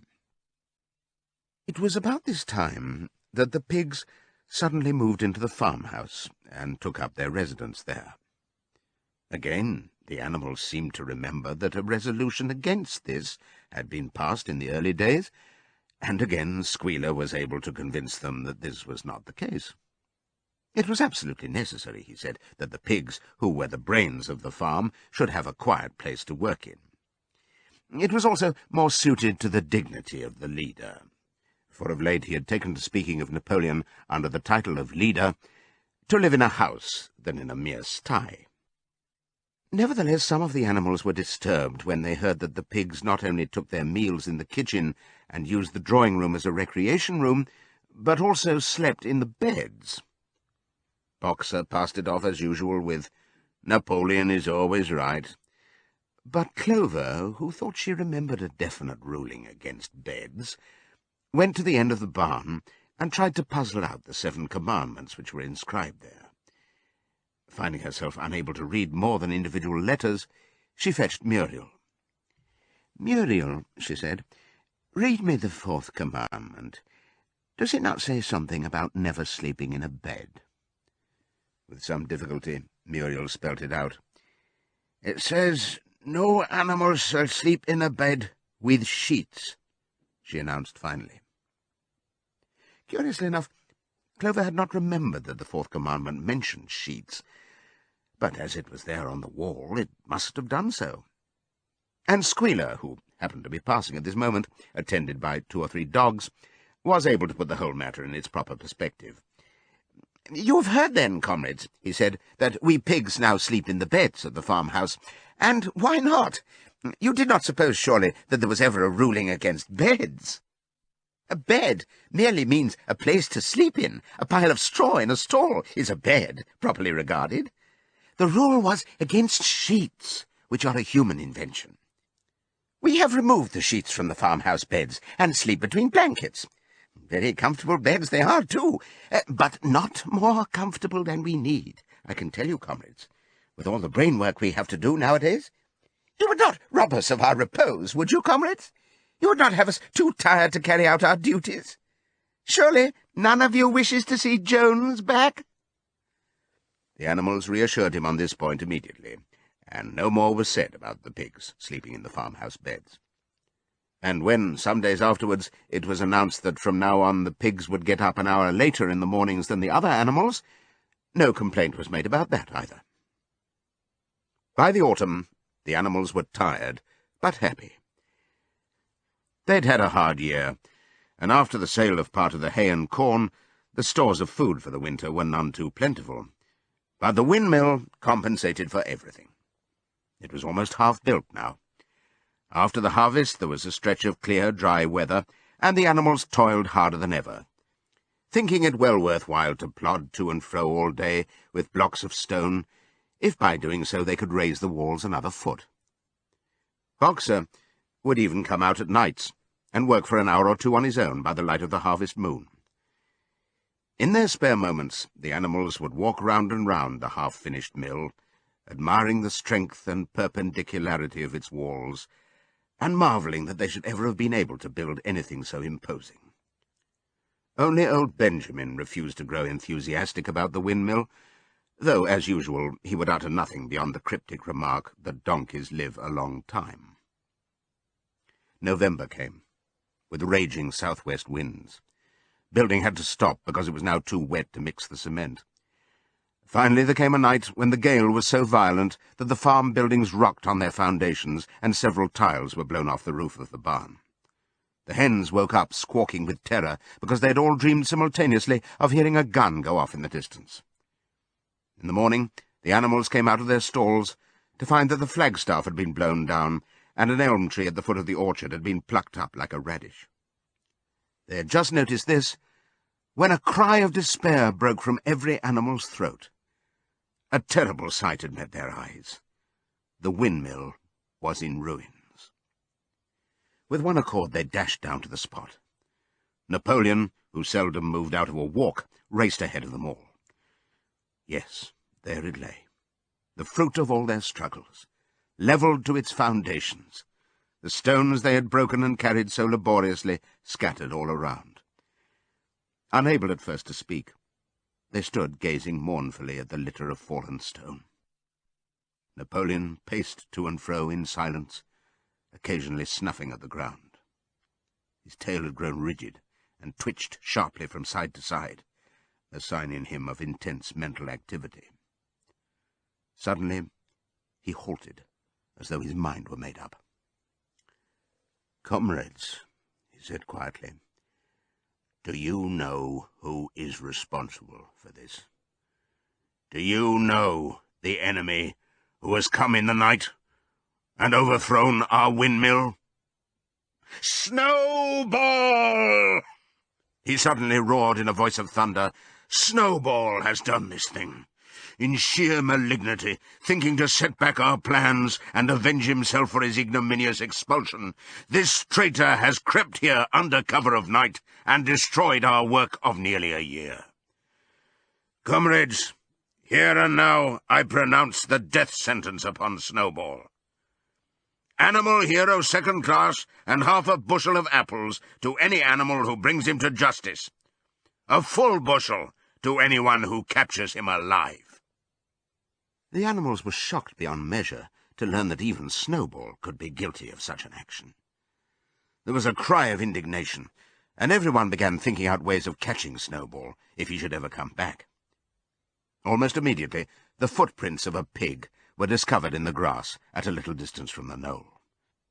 They could only be traced for a few yards, but appeared to lead to a hole in the hedge. Napoleon snuffed deeply at them and pronounced them to be Snowballs.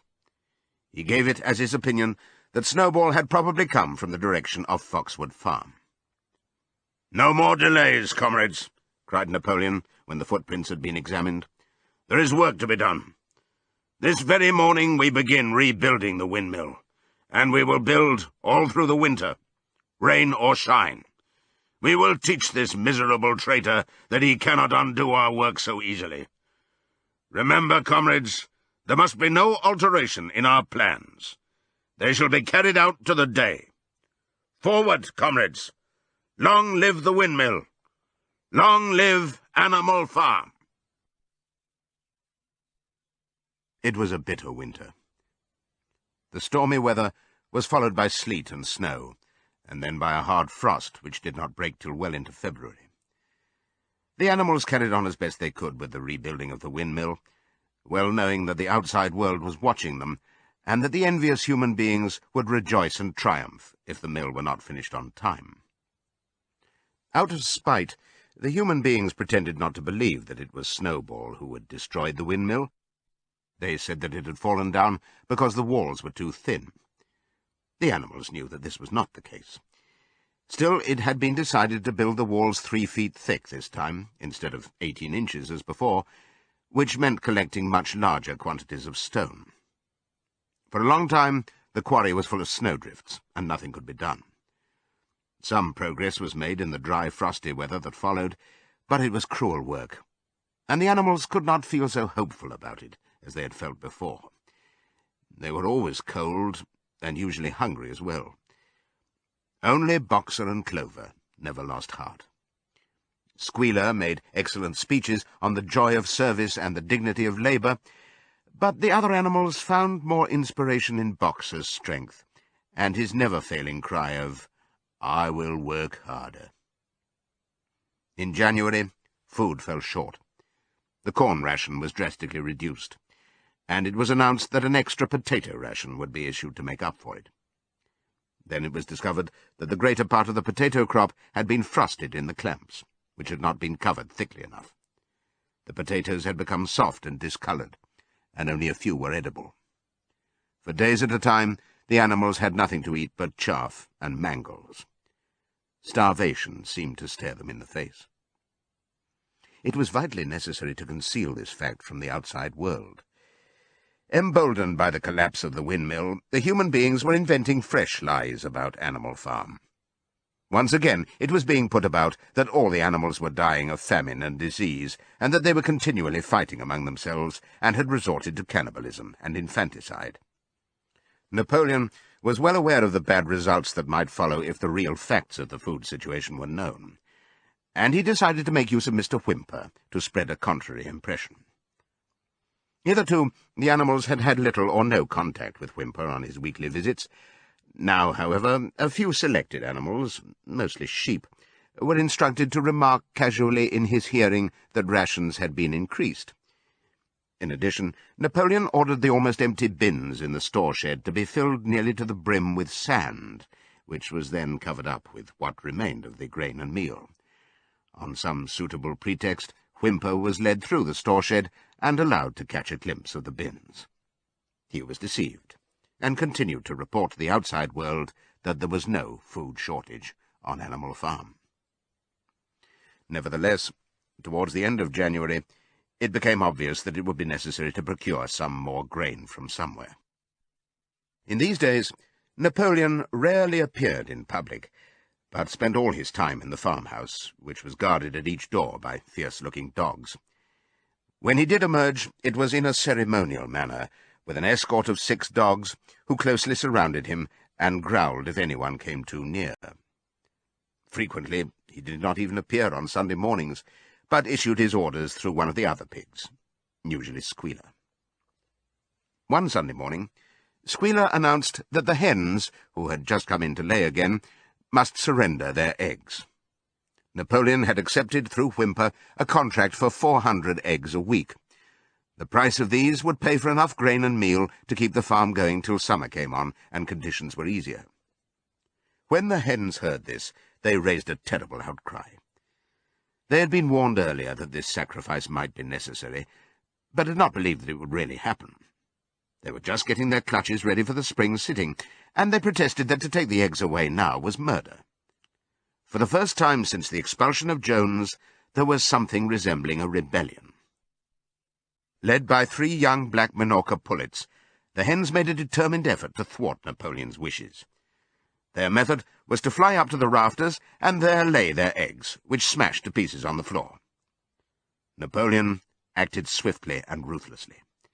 He ordered the hens' rations to be stopped, and decreed that any animal giving so much as a grain of corn to a hen should be punished by death.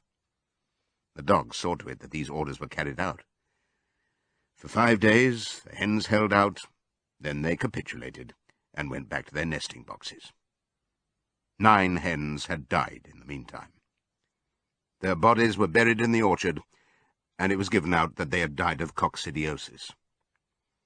Whimper heard nothing of this affair, and the eggs were duly delivered, a grocer's van driving up to the farm once a week to take them away. All this while, no more had been seen of Snowball.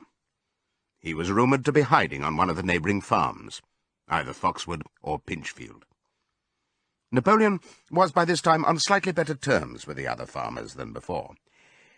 It happened that there was in the yard a pile of timber which had been stacked there 10 years earlier, when a beech spinney was cleared. It was well seasoned, and Whimper had advised Napoleon to sell it. Both Mr. Pilkington and Mr. Frederick were anxious to buy it. Napoleon was hesitating between the two, unable to make up his mind. It was noticed that whenever he seemed on the point of coming to an agreement with Frederick, Snowball was declared to be in hiding at Foxwood, while when he inclined towards Pilkington, Snowball was said to be at Pinchfield. Suddenly, early in the spring, an alarming thing was discovered. Snowball was secretly frequenting the farm by night. The animals were so disturbed that they could hardly sleep in their stalls. Every night, it was said, he came creeping in under cover of darkness and performed all kinds of mischief. He stole the corn, he upset the milk pails, he broke the eggs, he trampled the seed beds, he gnawed the bark off the fruit trees. Whenever anything went wrong, it became usual to attribute it to Snowball. If a window was broken or a drain was blocked up, someone was certain to say that Snowball had come in the night and done it. And when the key of the store shed was lost, the whole farm was convinced that Snowball had thrown it down the well. Curiously enough, they went on believing this, even after the mislaid key was found under a sack of meal. The cows declared unanimously that Snowball crept into their stalls and milked them in their sleep. The rats, which had been troublesome that winter, were also said to be in league with Snowball. Napoleon decreed that there should be a full investigation into Snowball's activities. With his dogs in attendance, he set out and made a careful tour of inspection of the farm buildings, the other animals following at a respectful distance. At every few steps, Napoleon stopped and snuffed the ground for traces of Snowball's footsteps, which he said he could detect by the smell. He snuffed in every corner, in the barn, in the cowshed, in the hen houses, in the vegetable garden, and found traces of Snowball almost everywhere. He would put his snout to the ground, give several deep sniffs, and exclaim in a terrible voice, "Snowball! He has been here. I can smell him distinctly." And at the word Snowball, all the dogs let out blood-curdling growls and showed their side teeth. The animals were thoroughly frightened. It seemed to them as though Snowball was some kind of invisible influence, pervading the air about them and menacing them with all kinds of dangers. In the evening, Squealer called them together, and with an alarmed expression on his face, told them that he had some serious news to report. Comrades, cried Squealer, making little nervous skips, a most terrible thing has been discovered. Snowball has sold himself to Frederick of Pinchfield Farm, who is even now plotting to attack us and take our farm away from us. Snowball is to act as his guide when the attack begins. But there is worse than that. We had thought that Snowball's rebellion was caused simply by his vanity and ambition, but we were wrong, comrades. Do you know what the real reason was? Snowball was in league with Jones from the very start. He was Jones's secret agent all the time. It has all been proved by documents which he left behind him and which we have only just discovered. To my mind, this explains a great deal, comrades. Did we not see for ourselves how he attempted, fortunately without success, to get us defeated and destroyed at the Battle of the Cowshed? The animals were stupefied.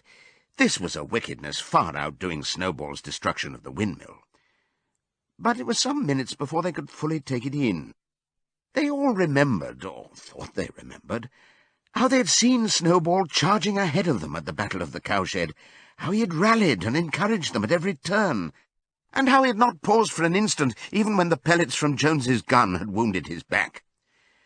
At first it was a little difficult to see how this fitted in with his being on Jones's side. Even Boxer, who seldom asked questions, was puzzled. He lay down, tucked his fore hoofs beneath him, shut his eyes, and with a hard effort managed to formulate his thoughts. "I do not believe that," he said. "Snowball fought bravely at the Battle of the Cowshed. I saw him myself. Did we not give him Animal Hero First Class immediately afterwards?" "That was our mistake, comrade, for we know now, it is all written down in the secret documents that we have found, that in reality he was trying to lure us to our doom." "But he was wounded," said Boxer. "We all saw him, running with blood." "That was part of the arrangement," cried Squealer. "Jones's shot only grazed him. I could show you this in his own writing, if you were able to read it. The plot was for Snowball, at the critical moment, to give the signal for flight and leave the field to the enemy, and he very nearly succeeded. I will even say, comrades, he would have succeeded if it had not been for our heroic leader, Comrade Napoleon. Do you not remember how, just at the moment when Jones and his men had got inside the yard, Snowball suddenly turned and fled, and many animals followed him? And do you not remember, too, that it was just at that moment, when panic was spreading and all seemed lost, that Comrade Napoleon sprang forward with a cry of death to humanity and sank his teeth in Jones's leg? Surely you remember that, comrades," exclaimed Squealer, frisking from side to side. Now, when Squealer described the scene so graphically, it seemed to the animals that they did remember it. At any rate, they remembered that at the critical moment of the battle Snowball had turned to flee, but Boxer was still a little uneasy. "I do not believe that Snowball was a traitor at the beginning," he said finally. "What he's done since is different. But I believe that at the Battle of the Cowshed he was a good comrade." "Our leader, Comrade Napoleon," announced Squealer, speaking very slowly and firmly, "has stated categorically, comrade, that Snowball was Jones's agent from the very beginning. Yes, and from long before the rebellion was ever thought of." "Ah, that is different," said Boxer. "If Comrade Napoleon says it, it must be right." "That is the true spirit, comrade," cried Squealer. But it was noticed that he cast a very ugly look at Boxer with his little twinkling eyes. He turned to go, then paused and added impressively, "I warn every animal on this farm to keep his eyes very wide open, for we have reason to think that some of Snowball's secret agents are lurking among us at this moment." 4 days later, in the late afternoon, Napoleon ordered all the animals to assemble in the yard. When they were all gathered together, Napoleon emerged from the farmhouse, wearing both his medals, for he had recently awarded himself Animal Hero First Class and Animal Hero Second Class, with his 9 huge dogs frisking around him and uttering growls that sent shivers down all the animals' spines. They all cowered silently in their places, seeming to know in advance that some terrible thing was about to happen. Napoleon stood sternly surveying his audience. Then he uttered a high-pitched whimper. Immediately the dogs bounded forward, seized 4 of the pigs by the ear, and dragged them, squealing with pain and terror, to Napoleon's feet. The pigs' ears were bleeding, the dogs had tasted blood, and for a few moments they appeared to go quite mad. To the amazement of everybody, 3 of them flung themselves upon Boxer. Boxer saw them coming, and put out his great hoof, caught a dog in mid-air, and pinned him to the ground. The dog shrieked for mercy, and the other 2 fled with their tails between their legs. Boxer looked at Napoleon to know whether he should crush the dog to death or let it go. Napoleon appeared to change countenance, and sharply ordered Boxer to let the dog go, whereat Boxer lifted his hoof, and the dog slunk away, bruised and howling. Presently the tumult died down. The 4 pigs waited, trembling, with guilt written on every line of their countenances. Napoleon now called upon them to confess their crimes. They were the same 4 pigs as had protested when Napoleon abolished the Sunday meetings.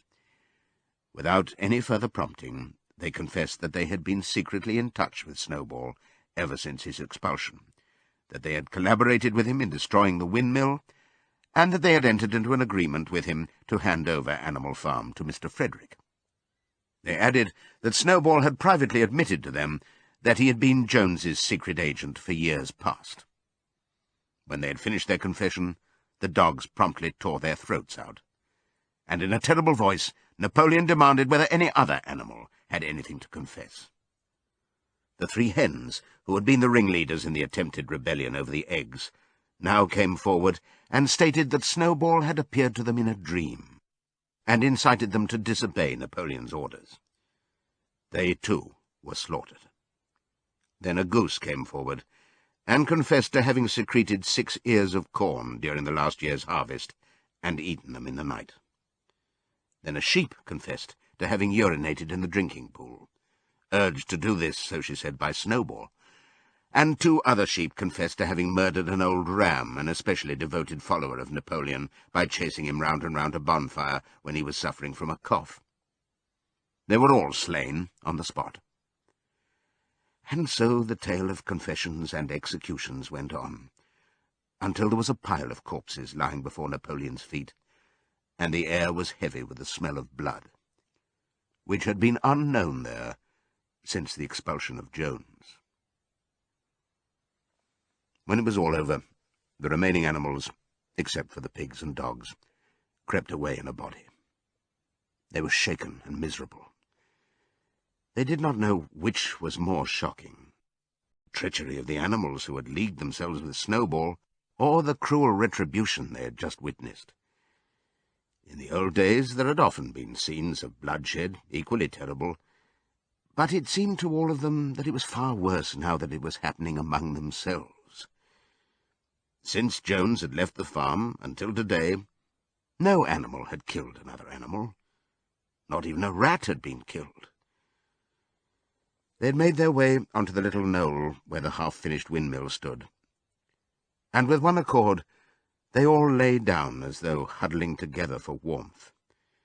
Clover, Muriel, Benjamin, the cows, the sheep, and a whole flock of geese and hens. Everyone, indeed, except the cat, who had suddenly disappeared just before Napoleon ordered the animals to assemble. For some time nobody spoke. Only Boxer remained on his feet. He fidgeted to and fro, swishing his long black tail against his sides, and occasionally uttering a little whinny of surprise. Finally he said, "I do not understand it. I would not have believed that such things could happen on our farm. It must be due to some fault in ourselves. The solution, as I see it, is to work harder. From now onwards, I shall get up a full hour earlier in the mornings." And he moved off at his lumbering trot and made for the quarry. Having got there, he collected 2 successive loads of stone and dragged them down to the windmill before retiring for the night. The animals huddled about Clover, not speaking. The knoll where they were lying gave them a wide prospect across the countryside. Most of Animal Farm was within their view. The long pasture stretching down to the main road, the hayfield, the spinney, the drinking pool, the ploughed fields where the young wheat was thick and green, and the red roofs of the farm buildings with the smoke curling from the chimneys. It was a clear spring evening. The grass and the bursting hedges were gilded by the level rays of the sun. Never had the farm, and with a kind of surprise they remembered that it was their own farm, every inch of it their own property, appeared to the animals so desirable a place. As Clover looked down the hillside, her eyes filled with tears. If she could have spoken her thoughts, it would have been to say that this was not what they had aimed at when they had set themselves years ago to work for the overthrow of the human race. These scenes of terror and slaughter were not what they had looked forward to on that night when old Major first stirred them to rebellion. If she herself had had any picture of the future, it had been of a society of animals set free from hunger and the whip, all equal, each working according to his capacity, the strong protecting the weak, as she had protected the lost brood of ducklings with her foreleg on the night of Major's speech. Instead, she did not know why, they had come to a time when no one dared speak his mind, when fierce growling dogs roamed everywhere, and when you had to watch your comrades torn to pieces after confessing to shocking crimes. There was no thought of rebellion or disobedience in her mind. She knew that, even as things were, they were far better off than they had been in the days of Jones, and that before all else it was needful to prevent the return of the human beings. Whatever happened, she would remain faithful, work hard, carry out the orders that were given to her, and accept the leadership of Napoleon. But still, it was not for this that she and all the other animals had hoped and toiled. It was not for this that they had built the windmill and faced the pellets of Jones's gun. Such were her thoughts, though she lacked the words to express them. At last, feeling this to be in some way a substitute for the words she was unable to find, she began to sing Beasts of England. The other animals sitting round her took it up, and they sang it 3 times over, very tunefully, but slowly and mournfully, in a way they'd never sung it before. They'd just finished singing it for the 3rd time, when Squealer, attended by 2 dogs, approached them with the air of having something important to say. He announced that, by special decree of Comrade Napoleon, Beasts of England had been abolished. From now onwards it was forbidden to sing it. The animals were taken aback. "Why?" cried Muriel. "It is no longer needed, comrade," said Squealer stiffly. "Beasts of England was the song of the rebellion. But the rebellion is now completed. The execution of the traitors this afternoon was the final act. The enemy, both external and internal, has been defeated. In Beasts of England we expressed our longing for a better society in days to come. But that society has now been established. Clearly this song has no longer any purpose." Frightened though they were, some of the animals might possibly have protested, but at this moment the sheep set up their usual bleating of 4 legs good, 2 legs bad, which went on for several minutes, and put an end to the discussion. So Beasts of England was heard no more. In its place, Minimus, the poet, had composed another song, which began, Animal farm, never through me shalt thou come to harm, and this was sung every Sunday morning after the hoisting of the flag. But somehow neither the words nor the tune ever seemed to the animals to come up to Beasts of England. A few days later, when the terror caused by the executions had died down, some of the animals remembered, or thought they remembered, that the 6th commandment decreed, "No animal shall kill any other animal." And though no one cared to mention it in the hearing of the pigs or the dogs, It was felt that the killings which had taken place did not square with this. Clover asked Benjamin to read her the sixth commandment, and when Benjamin, as usual, said that he refused to meddle in such matters, she fetched Muriel. Muriel read the commandment for her. It ran, "No animal shall kill any other animal without cause." Somehow or other, the last two words had slipped out of the animal's memory. But they saw now that the commandment had not been violated, for clearly there was good reason for killing the traitors who had leagued themselves with Snowball. Throughout that year, the animals worked even harder than they had worked in the previous year. To rebuild the windmill with walls twice as thick as before, and to finish it by the appointed date, together with the regular work of the farm, was a tremendous labour. There were times when it seemed to the animals that they worked longer hours and fed no better than they had done in Jones's day. On Sunday mornings, Squealer, holding down a long strip of paper with his trotter, would read out to them lists of figures proving that the production of every class of foodstuff had increased by 200%, 300%, or 500%, as the case might be. The animals saw no reason to disbelieve him, especially as they could no longer remember very clearly what conditions had been like before the rebellion. All the same, there were days when they felt that they would sooner have had less figures and more food. All orders were now issued through Squealer, or one of the other pigs. Napoleon himself was not seen in public as often as once in a fortnight. When he did appear, he was attended not only by his retinue of dogs, but by a black cockerel who marched in front of him and acted as a kind of trumpeter, letting out a loud cock-a-doodle-doo before Napoleon spoke. Even in the farmhouse, it was said, Napoleon inhabited separate apartments from the others. He took his meals alone, with 2 dogs to wait upon him, and always ate from the Crown Derby dinner service which had been in the glass cupboard in the drawing-room. It was also announced that the gun would be fired every year on Napoleon's birthday, as well as on the other 2 anniversaries. Napoleon was now never spoken of simply as Napoleon. He was always referred to in formal style as our leader, Comrade Napoleon, and the pigs liked to invent for him such titles as Father of all animals, Terror of mankind, Protector of the sheepfold, Duckling's friend, and the like. In his speeches, Squealer would talk with the tears rolling down his cheeks, of Napoleon's wisdom, the goodness of his heart, and the deep love he bore to all animals everywhere, even and especially the unhappy animals who still lived in ignorance and slavery on other farms. It had become usual to give Napoleon the credit for every successful achievement and every stroke of good fortune. You would often hear one hen remark to another, "Under the guidance of our leader, Comrade Napoleon, I have laid 5 eggs in 6 days."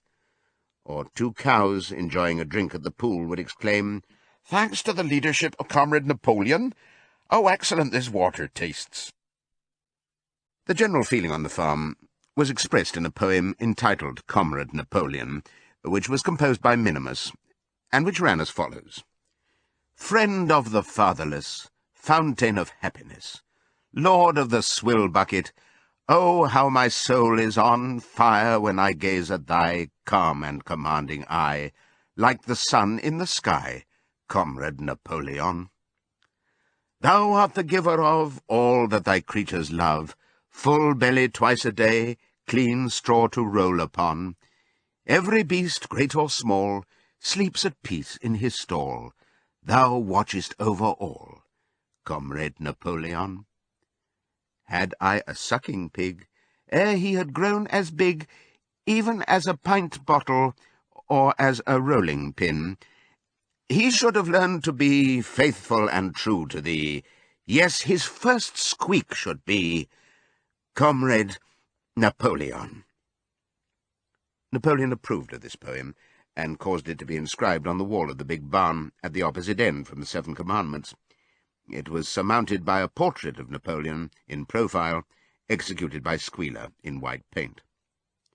Meanwhile, through the agency of Whymper, Napoleon was engaged in complicated negotiations with Frederick and Pilkington. The pile of timber was still unsold. Of the 2, Frederick was the more anxious to get hold of it, but he would not offer a reasonable price. At the same time, there were renewed rumours that Frederick and his men were plotting to attack Animal Farm and to destroy the windmill, the building of which had aroused furious jealousy in him. Snowball was known to be still skulking on Pinchfield Farm. In the middle of the summer, the animals were alarmed to hear that 3 hens had come forward and confessed that, inspired by Snowball, they had entered into a plot to murder Napoleon. They were executed immediately, and fresh precautions for Napoleon's safety were taken.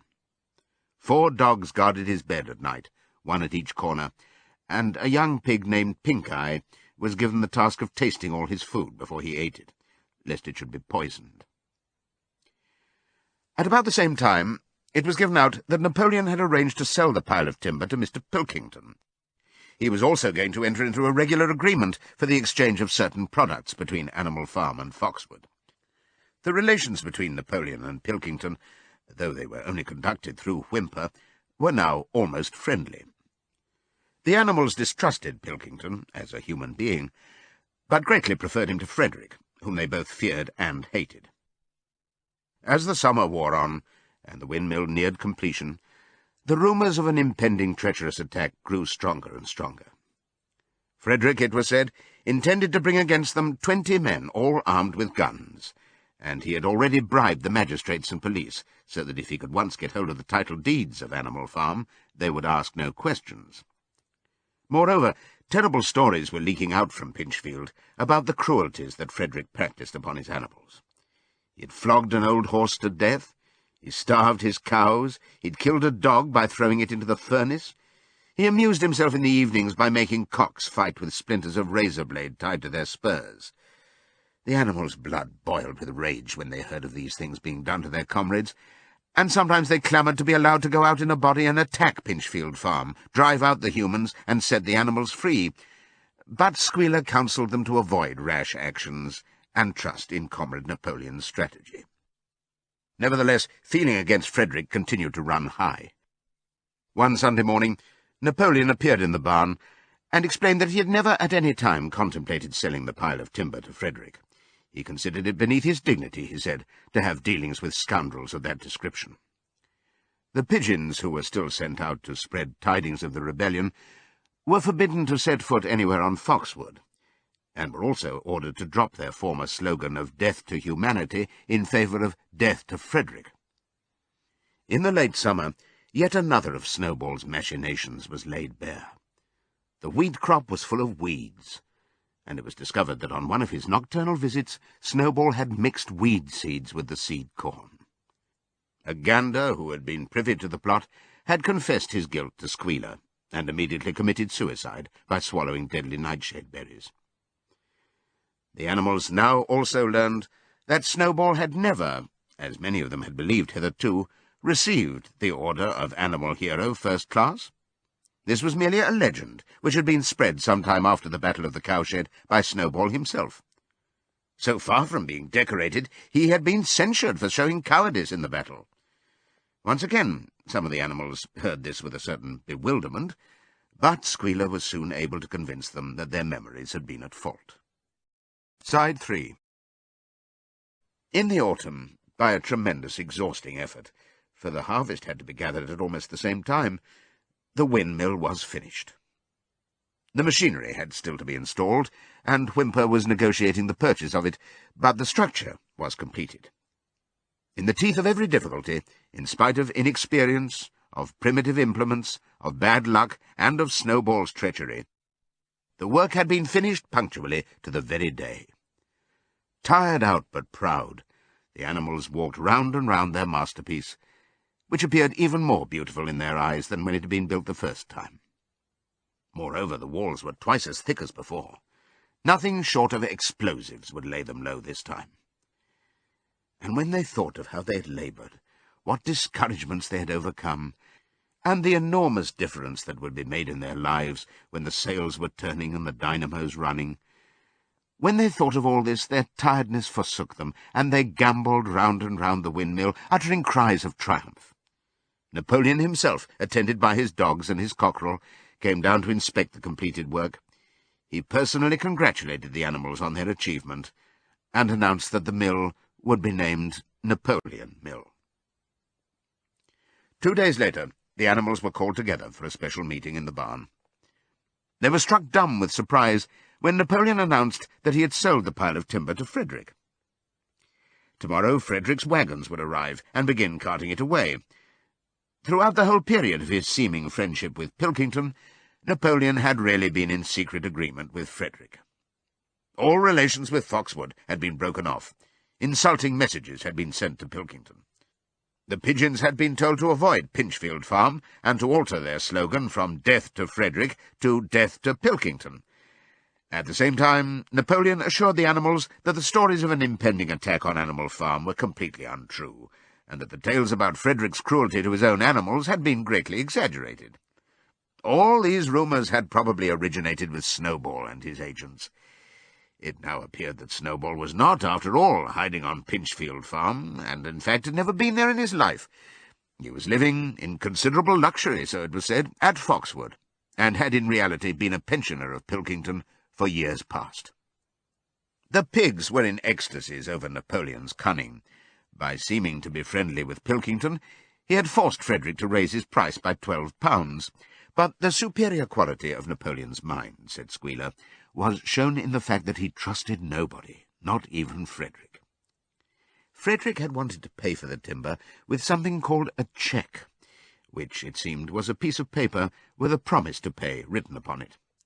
But Napoleon was too clever for him. He had demanded payment in real £5 notes, which were to be handed over before the timber was removed. Already Frederick had paid up, and the sum he had paid was just enough to buy the machinery for the windmill. Meanwhile, the timber was being carted away at high speed. When it was all gone, another special meeting was held in the barn for the animals to inspect Frederick's banknotes. Smiling beatifically, and wearing both his decorations, Napoleon reposed on a bed of straw on the platform, with the money at his side, neatly piled on a china dish from the farmhouse kitchen. The animals filed slowly past, and each gazed his fill. And Boxer put out his nose to sniff at the banknotes, and the flimsy white things stirred and rustled in his breath.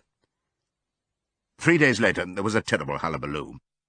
Whymper, his face deadly pale, came racing up the path on his bicycle, flung it down in the yard, and rushed straight into the farmhouse. The next moment a choking roar of rage sounded from Napoleon's apartments. The news of what had happened spread round the farm like wildfire. The banknotes were forgeries. Frederick had got the timber for nothing. Napoleon called the animals together immediately, and in a terrible voice pronounced the death sentence upon Frederick. When captured, he said, Frederick should be boiled alive. At the same time he warned them that after this treacherous deed the worst was to be expected. Frederick and his men might make their long-expected attack at any moment.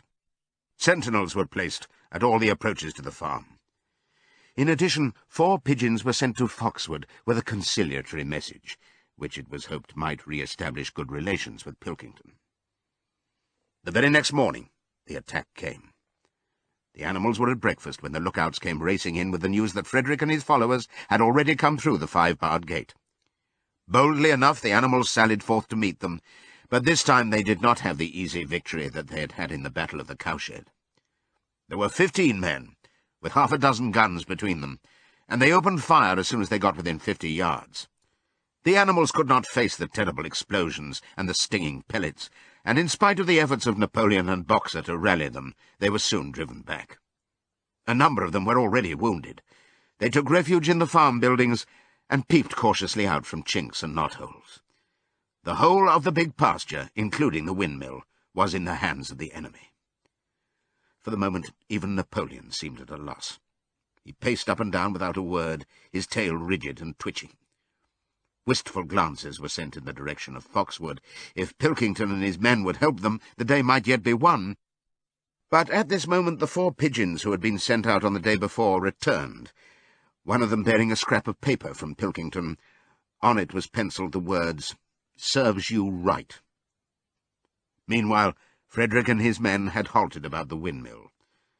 The animals watched them, and a murmur of dismay went round. 2 of the men had produced a crowbar and a sledgehammer.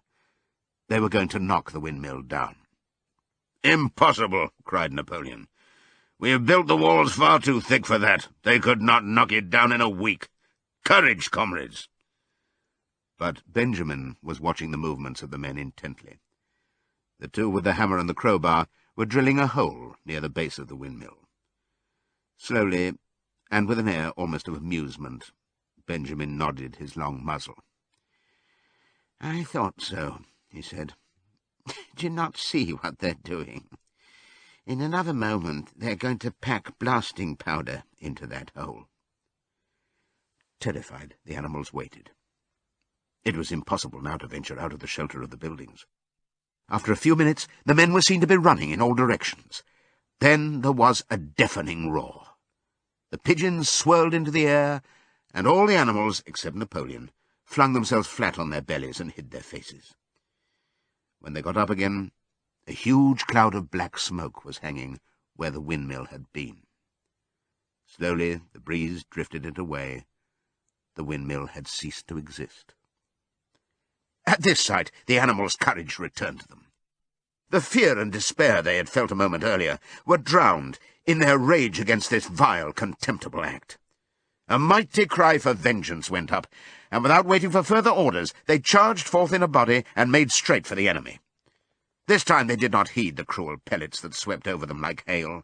It was a savage, bitter battle. The men fired again and again, and when the animals got to close quarters, lashed out with their sticks and their heavy boots. A cow, 3 sheep, and 2 geese were killed, and nearly everyone was wounded. Even Napoleon, who was directing operations from the rear, had the tip of his tail chipped by a pellet, but the men did not go unscathed either. 3 of them had their heads broken by blows from Boxer's hoofs, another was gored in the belly by a cow's horn, another had his trousers nearly torn off by Jessie and Bluebell. And when the 9 dogs of Napoleon's own bodyguard, whom he had instructed to make a detour under cover of the hedge, suddenly appeared on the men's flank, baying ferociously, panic overtook them. They saw that they were in danger of being surrounded. Frederick shouted to his men to get out while the going was good, and the next moment the cowardly enemy was running for dear life. The animals chased them right down to the bottom of the field and got in some last kicks at them as they forced their way through the thorn hedge. They had won, but they were weary and bleeding. Slowly they began to limp back towards the farm. The sight of their dead comrades stretched upon the grass moved some of them to tears. And for a little while they halted in sorrowful silence at the place where the windmill had once stood. Yes, it was gone. Almost the last trace of their labour was gone. Even the foundations were partially destroyed, and in rebuilding it they could not, this time as before, make use of the fallen stones. This time the stones had vanished too. The force of the explosion had flung them to distances of hundreds of yards. It was as though the windmill had never been. As they approached the farm, Squealer, who had unaccountably been absent during the fighting, came skipping towards them, whisking his tail and beaming with satisfaction. And the animals heard, from the direction of the farm buildings, the solemn booming of a gun. "What is that gun firing for?" said Boxer. "To celebrate our victory," cried Squealer. "What victory?" said Boxer. His knees were bleeding, he had lost a shoe and split his hoof, and a dozen pellets had lodged themselves in his hind leg. "What victory, comrade? Have we not driven the enemy off our soil, the sacred soil of Animal Farm?" "But they have destroyed the windmill, and we'd worked on it for 2 years. "What matter? We will build another windmill. We will build 6 windmills if we feel like it. You do not appreciate, comrade, the mighty thing that we have done. The enemy was in occupation of this very ground that we stand upon, and now, thanks to the leadership of Comrade Napoleon, we have won every inch of it back again." "Then we've won back what we had before," said Boxer. "That is our victory," said Squealer. They limped into the yard. The pellets under the skin of Boxer's leg smarted painfully. He saw ahead of him the heavy labour of rebuilding the windmill from the foundations, and already in imagination he braced himself for the task. But for the first time it occurred to him that he was 11 years old, and that perhaps his great muscles were not quite what they had once been. But when the animals saw the green flag flying, and heard the gun firing again, 7 times it was fired in all, and heard the speech that Napoleon made, congratulating them on their conduct, it did seem to them, after all, that they had won a great victory. The animals slain in the battle were given a solemn funeral. Boxer and Clover pulled the wagon which served as a hearse, and Napoleon himself walked at the head of the procession. 2 whole days were given over to celebrations. There were songs, speeches, and more firing of the gun, and a special gift of an apple was bestowed on every animal, with 2 ounces of corn for each bird, and 3 biscuits for each dog. It was announced that the battle would be called the Battle of the Windmill, and that Napoleon had created a new decoration, the Order of the Green Banner, which he had conferred upon himself. In the general rejoicings, the unfortunate affair of the banknotes was forgotten. It was a few days later than this that the pigs came upon a case of whisky in the cellars of the farmhouse. It had been overlooked at the time when the house was first occupied. That night there came from the farmhouse the sound of loud singing, in which, to everyone's surprise, the strains of Beasts of England were mixed up. At about 9:30, Napoleon, wearing an old bowler hat of Mr. Jones's, was distinctly seen to emerge from the back door, gallop rapidly round the yard, and disappear indoors again. But in the morning a deep silence hung over the farmhouse. Not a pig appeared to be stirring. It was nearly 9 o'clock when Squealer made his appearance, walking slowly and dejectedly, his eyes dull, his tail hanging limply behind him, and with every appearance of being seriously ill. He called the animals together and told them that he had a terrible piece of news to impart. Comrade Napoleon was dying. A cry of lamentation went up. Straw was laid down outside the doors of the farmhouse, and the animals walked on tiptoe. With tears in their eyes, they asked one another what they should do if their leader were taken away from them. A rumour went round that Snowball had, after all, contrived to introduce poison into Napoleon's food. At 11 o'clock, Squealer came out to make another announcement. As his last act upon earth, Comrade Napoleon had pronounced a solemn decree. The drinking of alcohol was to be punished by death.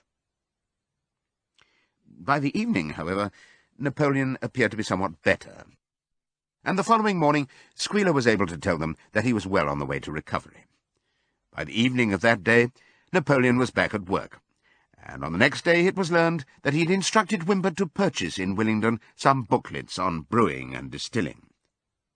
A week later, Napoleon gave orders that the small paddock beyond the orchard, which it had previously been intended to set aside as a grazing ground for animals who were past work, was to be ploughed up.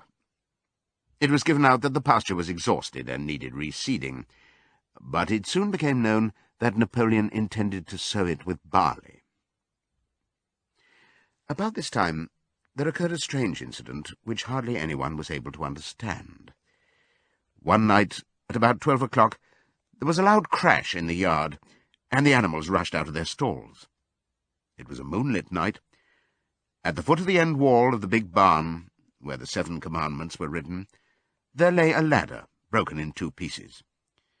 Squealer, temporarily stunned, was sprawling beside it, and near at hand there lay a lantern, a paintbrush, and an overturned pot of white paint. The dogs immediately made a ring round Squealer, and escorted him back to the farmhouse as soon as he was able to walk. None of the animals could form any idea as to what this meant, except old Benjamin, who nodded his muzzle with a knowing air, and seemed to understand, but would say nothing. But a few days later, Muriel, reading over the 7 commandments to herself, noticed that there was yet another of them which the animals had remembered wrong. They had thought that the 5th commandment was, "No animal shall drink alcohol," but there were 2 words that they'd forgotten. Actually, the commandment read, "No animal shall drink alcohol to excess." Boxer's split hoof was a long time in healing. They had started the rebuilding of the windmill the day after the victory celebrations were ended. Boxer refused to take even a day off work, and made it a point of honour not to let it be seen that he was in pain. In the evenings he would admit privately to Clover that the hoof troubled him a great deal. Clover treated the hoof with poultices of herbs which she prepared by chewing them, and both she and Benjamin urged Boxer to work less hard. "A horse's lungs do not last forever," she said to him. But Boxer would not listen.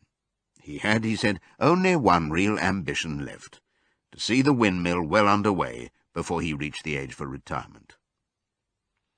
At the beginning, when the laws of Animal Farm were first formulated, the retiring age had been fixed for horses and pigs at 12, for cows at 14, for dogs at 9, for sheep at 7, and for hens and geese at 5. Liberal old-age pensions had been agreed upon. As yet no animal had actually retired on pension, but of late the subject had been discussed more and more. Now that the small field beyond the orchard had been set aside for barley, it was rumoured that a corner of the large pasture was to be fenced off and turned into a grazing ground for superannuated animals.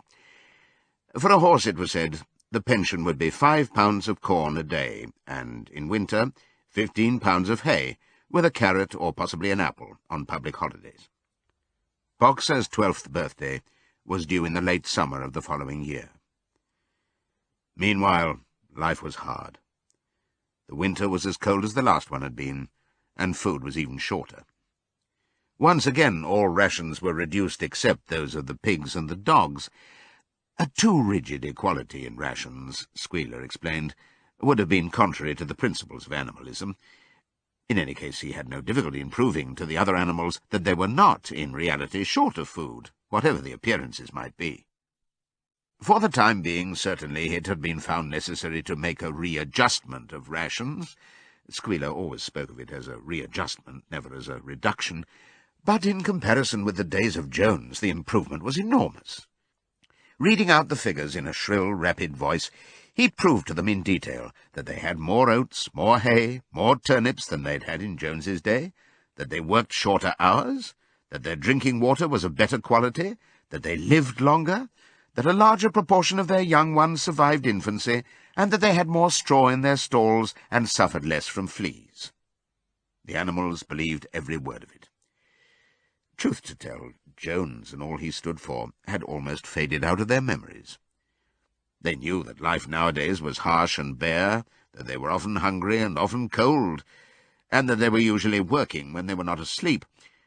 But doubtless it had been worse in the old days. They were glad to believe so.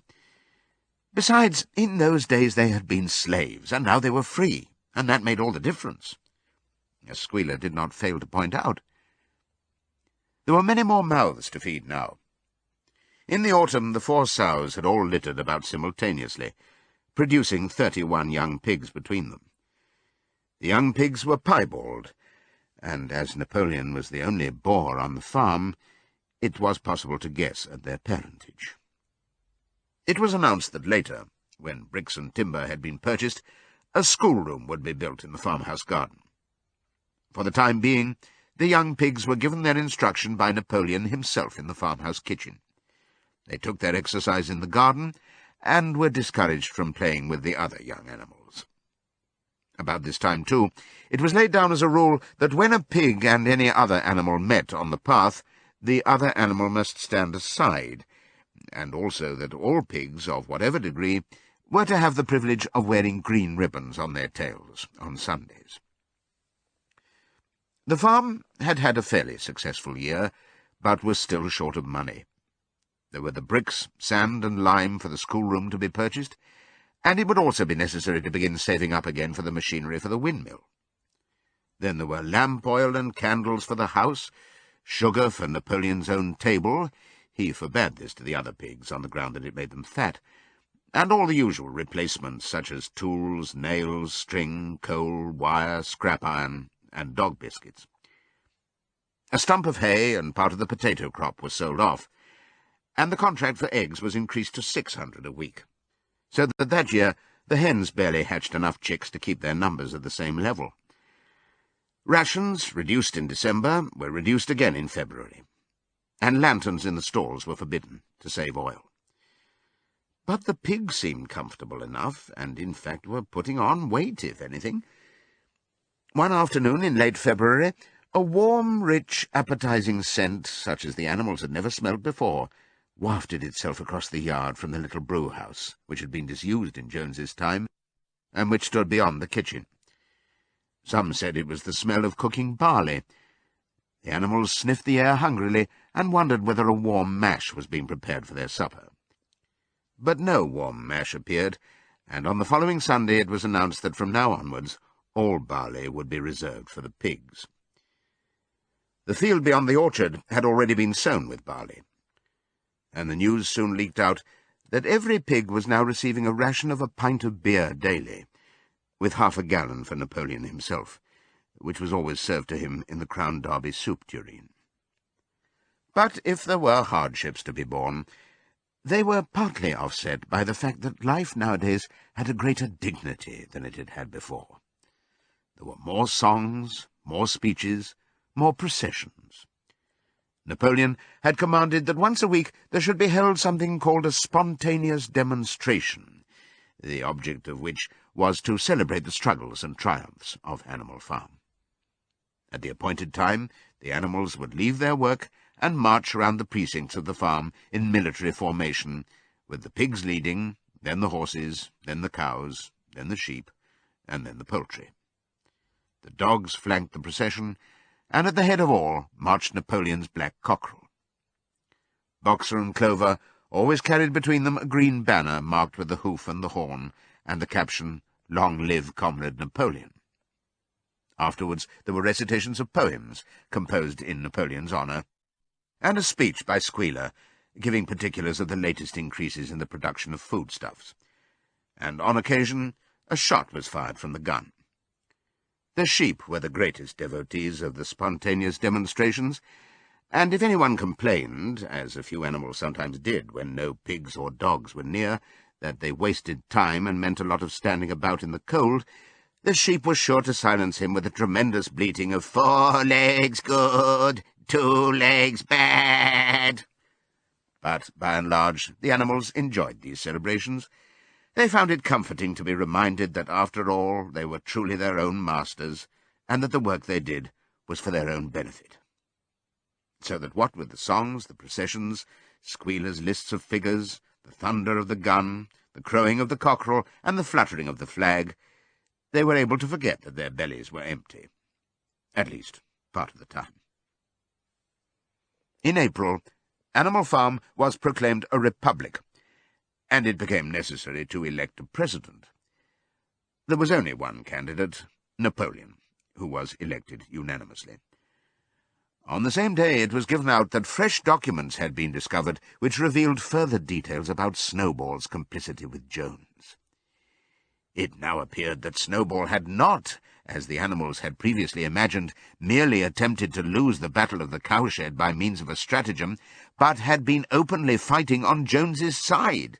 In fact, it was he who had actually been the leader of the human forces, and had charged into battle with the words, "Long live humanity," on his lips. The wounds on Snowball's back, which a few of the animals still remembered to have seen, had been inflicted by Napoleon's teeth. In the middle of the summer, Moses the raven suddenly reappeared on the farm, after an absence of several years. He was quite unchanged, still did no work, and talked in the same strain as ever about Sugar Candy Mountain. He would perch on a stump, flap his black wings, and talk by the hour to anyone who would listen. "Up there, comrades," he would say solemnly, pointing to the sky with his large beak. "Up there, just on the other side of that dark cloud that you can see. There it lies, Sugar Candy Mountain, that happy country where we poor animals shall rest forever from our labours." He even claimed to have been there on one of his higher flights, and to have seen the everlasting fields of clover and the linseed cake and lump sugar growing on the hedges. Many of the animals believed him. Their lives now, they reasoned, were hungry and laborious. Was it not right and just that a better world should exist somewhere else? A thing that was difficult to determine was the attitude of the pigs towards Moses. They all declared contemptuously that his stories about Sugar Candy Mountain were lies, and yet they allowed him to remain on the farm, not working, with an allowance of a gill of beer a day. After his hoof had healed up, Boxer worked harder than ever. Indeed, all the animals worked like slaves that year. Apart from the regular work of the farm and the rebuilding of the windmill, there was the schoolhouse for the young pigs, which was started in March. Sometimes the long hours on insufficient food were hard to bear, but Boxer never faltered. In nothing that he said or did was there any sign that his strength was not what it had been. It was only his appearance that was a little altered. His hide was less shiny than it had used to be, and his great haunches seemed to have shrunken. The others said, "Boxer will pick up when the spring grass comes on," but the spring grass came, and Boxer grew no fatter. Sometimes on the slope leading to the top of the quarry, when he braced his muscles against the weight of some vast boulder, it seemed that nothing kept him on his feet except the will to continue. At such times his lips were seen to form the words, "I will work harder." He had no voice left. Once again Clover and Benjamin warned him to take care of his health, but Boxer paid no attention. His 12th birthday was approaching. He did not care what happened, so long as a good store of stone was accumulated before he went on pension. Late one evening, in the summer, a sudden rumour ran round the farm that something had happened to Boxer. He had gone out alone to drag a load of stone down to the windmill. And sure enough, the rumour was true. A few minutes later, 2 pigeons came racing in with the news, "Boxer has fallen! He's lying on his side and can't get up!" About half the animals on the farm rushed out to the knoll where the windmill stood. There lay Boxer, between the shafts of the cart, his neck stretched out, unable even to raise his head. His eyes were glazed, his sides matted with sweat. A thin stream of blood had trickled out of his mouth. Clover dropped to her knees at his side.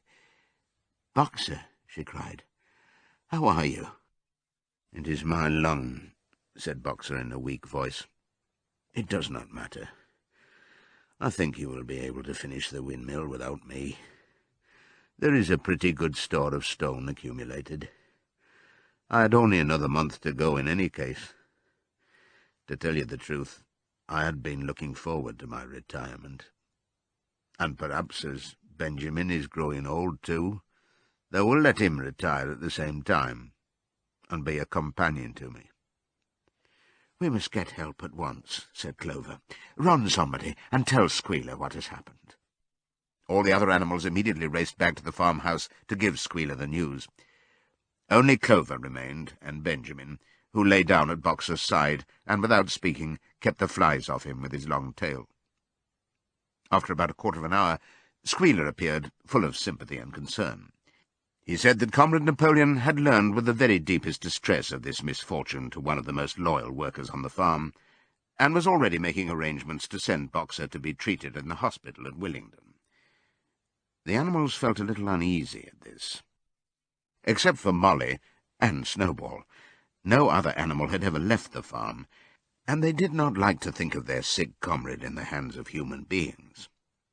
However, Squealer easily convinced them that the veterinary surgeon in Willingdon could treat Boxer's case more satisfactorily than could be done on the farm, and about half an hour later, when Boxer had somewhat recovered, he was with difficulty got onto his feet, and managed to limp back to his stall, where Clover and Benjamin had prepared a good bed of straw for him. For the next 2 days Boxer remained in his stall.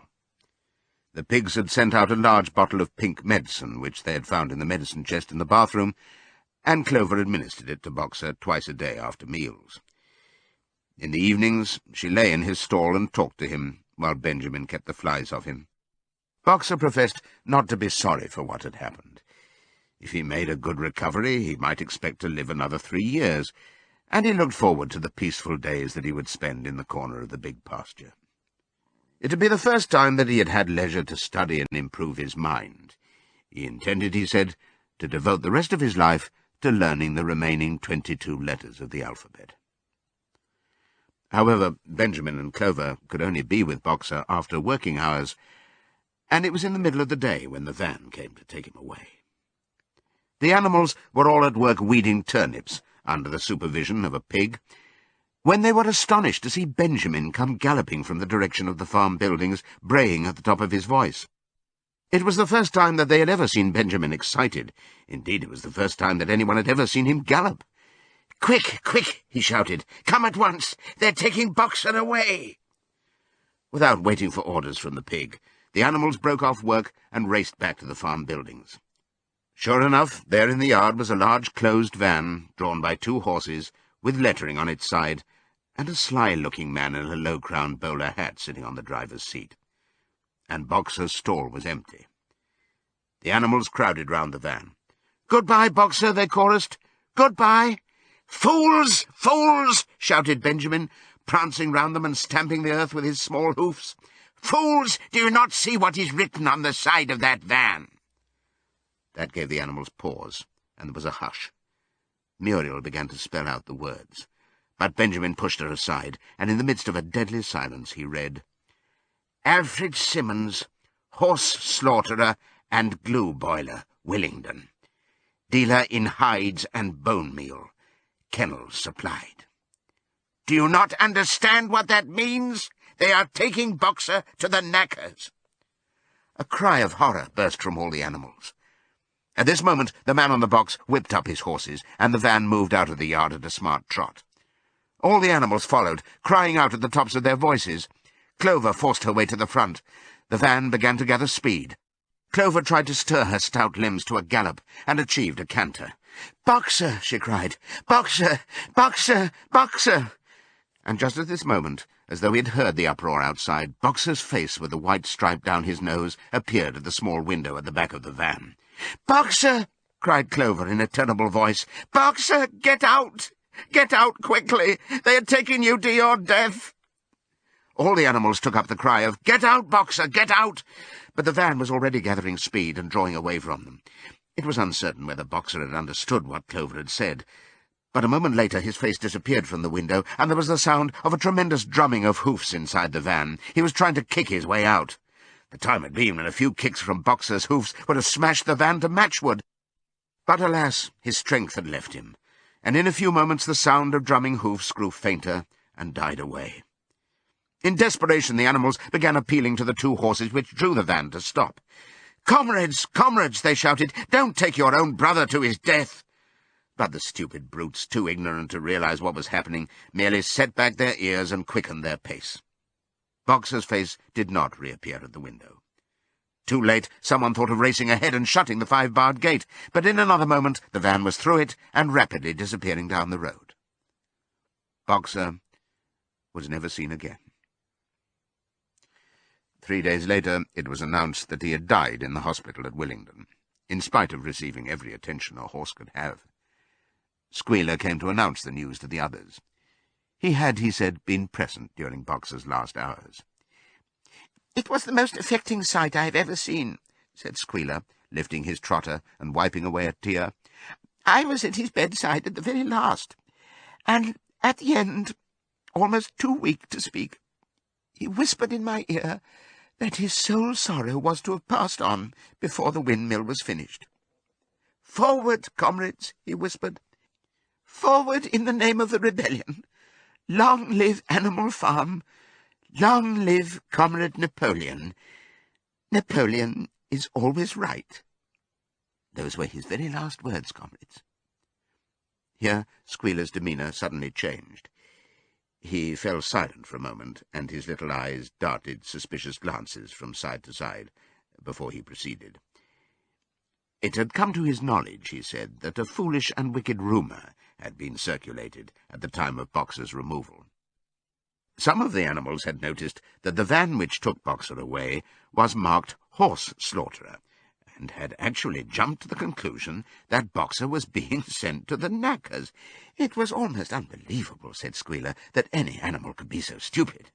"Surely," he cried indignantly, whisking his tail and skipping from side to side, "surely they knew their beloved leader, Comrade Napoleon, better than that." But the explanation was really very simple.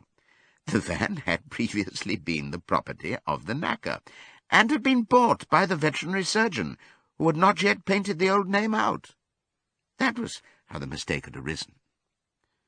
The animals were enormously relieved to hear this, and when Squealer went on to give further graphic details of Boxer's deathbed, the admirable care he had received, and the expensive medicines for which Napoleon had paid without a thought as to the cost, their last doubts disappeared, and the sorrow that they felt for their comrade's death was tempered by the thought that at least he had died happy. Napoleon himself appeared at the meeting on the following Sunday morning, and pronounced a short oration in Boxer's honour. It had not been possible, he said, to bring back their lamented comrade's remains for interment on the farm, but he had ordered a large wreath to be made from the laurels in the farmhouse garden and sent down to be placed on Boxer's grave. And in a few days' time the pigs intended to hold a memorial banquet in Boxer's honour. Napoleon ended his speech with a reminder of Boxer's two favourite maxims: "I will work harder," and "Comrade Napoleon is always right." Maxims, he said, which every animal would do well to adopt as his own. On the day appointed for the banquet, a grocer's van drove up from Willingdon and delivered a large wooden crate at the farmhouse. That night there was the sound of uproarious singing, which was followed by what sounded like a violent quarrel, and ended at about 11 o'clock with a tremendous crash of glass. No one stirred in the farmhouse before noon on the following day, and the word went round that from somewhere or other the pigs had acquired the money to buy themselves another case of whisky. Years passed. The seasons came and went. The short animal lives fled by. A time came when there was no one who remembered the old days before the rebellion, except Clover, Benjamin, Moses the raven, and a number of the pigs. Muriel was dead. Bluebell, Jessie, and Pincher were dead. Jones, too, was dead. He had died in an inebriate's home in another part of the county. Snowball was forgotten. Boxer was forgotten, except by the few who had known him. Clover was an old stout mare now, stiff in the joints and with a tendency to rheumy eyes. She was 2 years past the retiring age, but in fact no animal had ever actually retired. The talk of setting aside a corner of the pasture for superannuated animals had long since been dropped. Napoleon was now a mature boar of 24 stone. Squealer was so fat that he could with difficulty see out of his eyes. Only old Benjamin was much the same as ever, except for being a little greyer about the muzzle, and since Boxer's death, more morose and taciturn than ever. There were many more creatures on the farm now, though the increase was not so great as had been expected in earlier years. Many animals had been born to whom the rebellion was only a dim tradition, passed on by word of mouth, and others had been bought who had never heard mention of such a thing before their arrival. The farm possessed 3 horses now, besides Clover. They were fine upstanding beasts, willing workers, and good comrades, but very stupid. None of them proved able to learn the alphabet beyond the letter B. They accepted everything that they were told about the rebellion, and the principles of animalism, especially from Clover, for whom they had an almost filial respect, but it was doubtful whether they understood very much of it. The farm was more prosperous now, and better organized. It had even been enlarged by 2 fields which had been bought from Mr. Pilkington. The windmill had been successfully completed at last, and the farm possessed a threshing machine and a hay elevator of its own, and various new buildings had been added to it. Whymper had bought himself a dog-cart. The windmill, however, had not after all been used for generating electrical power. It was used for milling corn, and brought in a handsome money profit. The animals were hard at work building yet another windmill. When that one was finished, so it was said, the dynamos would be installed. But the luxuries of which Snowball had once taught the animals to dream, the stalls with electric light and hot and cold water, and the 3-day week, were no longer talked about. Napoleon had denounced such ideas as contrary to the spirit of animalism.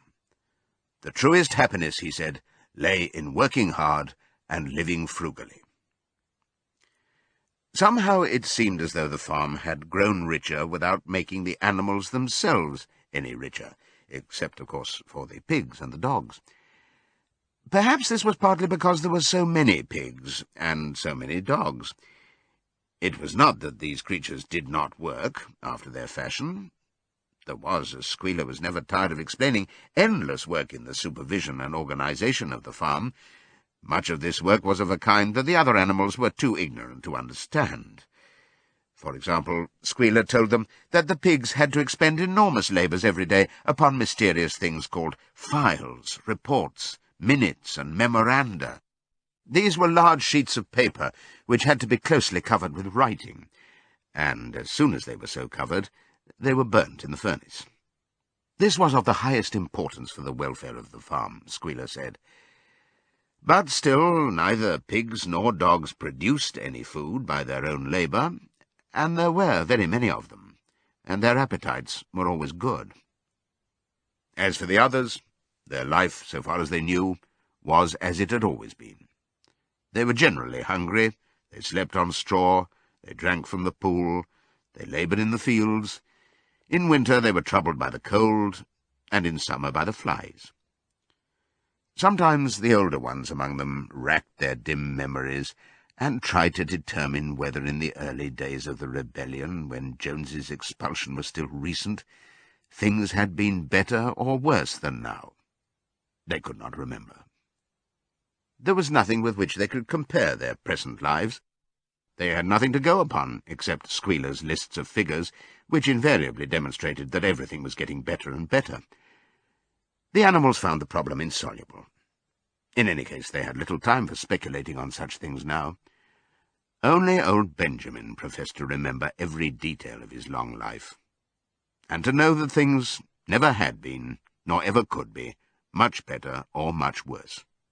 Hunger, hardship, and disappointment being, so he said, the unalterable law of life.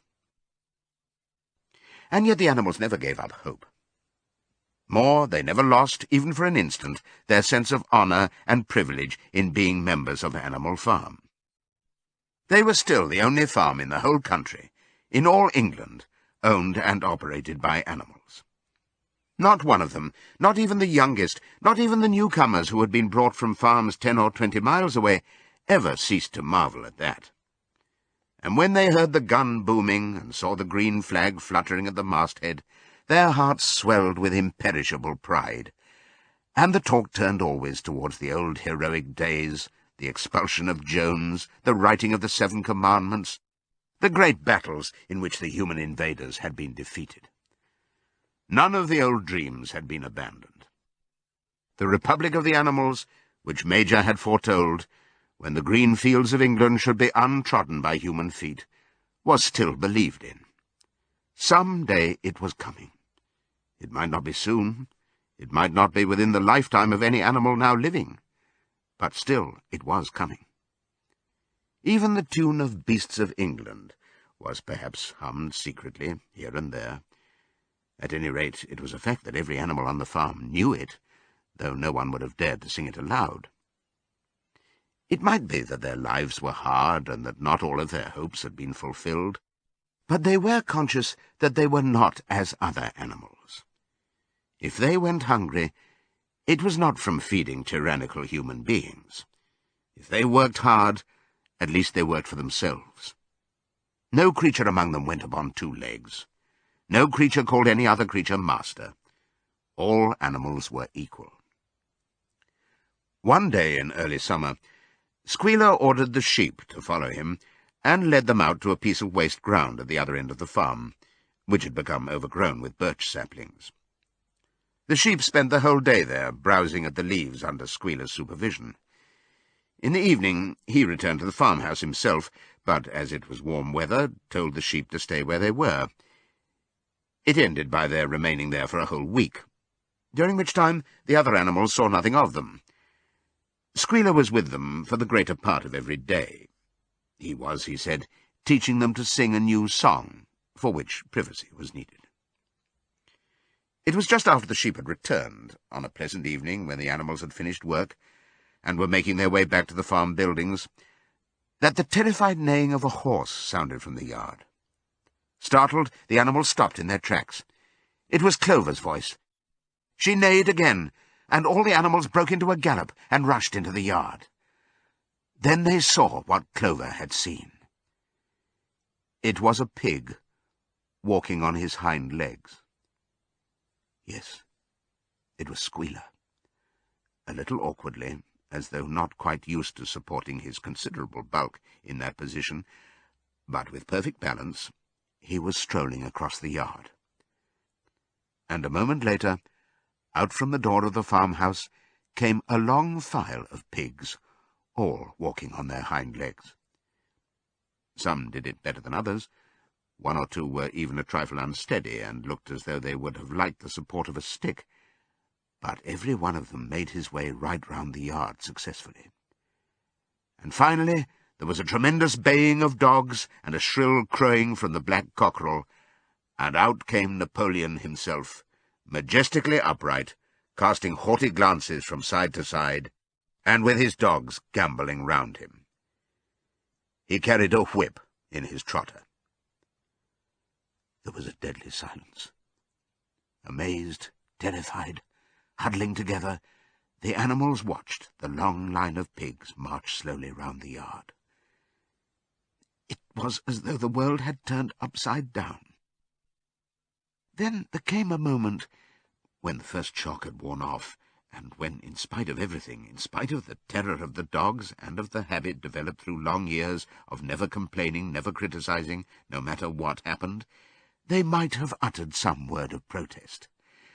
But just at that moment, as though at a signal, all the sheep burst out into a tremendous bleating of, "4 legs good, 2 legs better, 4 legs good, 2 legs better, 4 legs good, 2 legs better."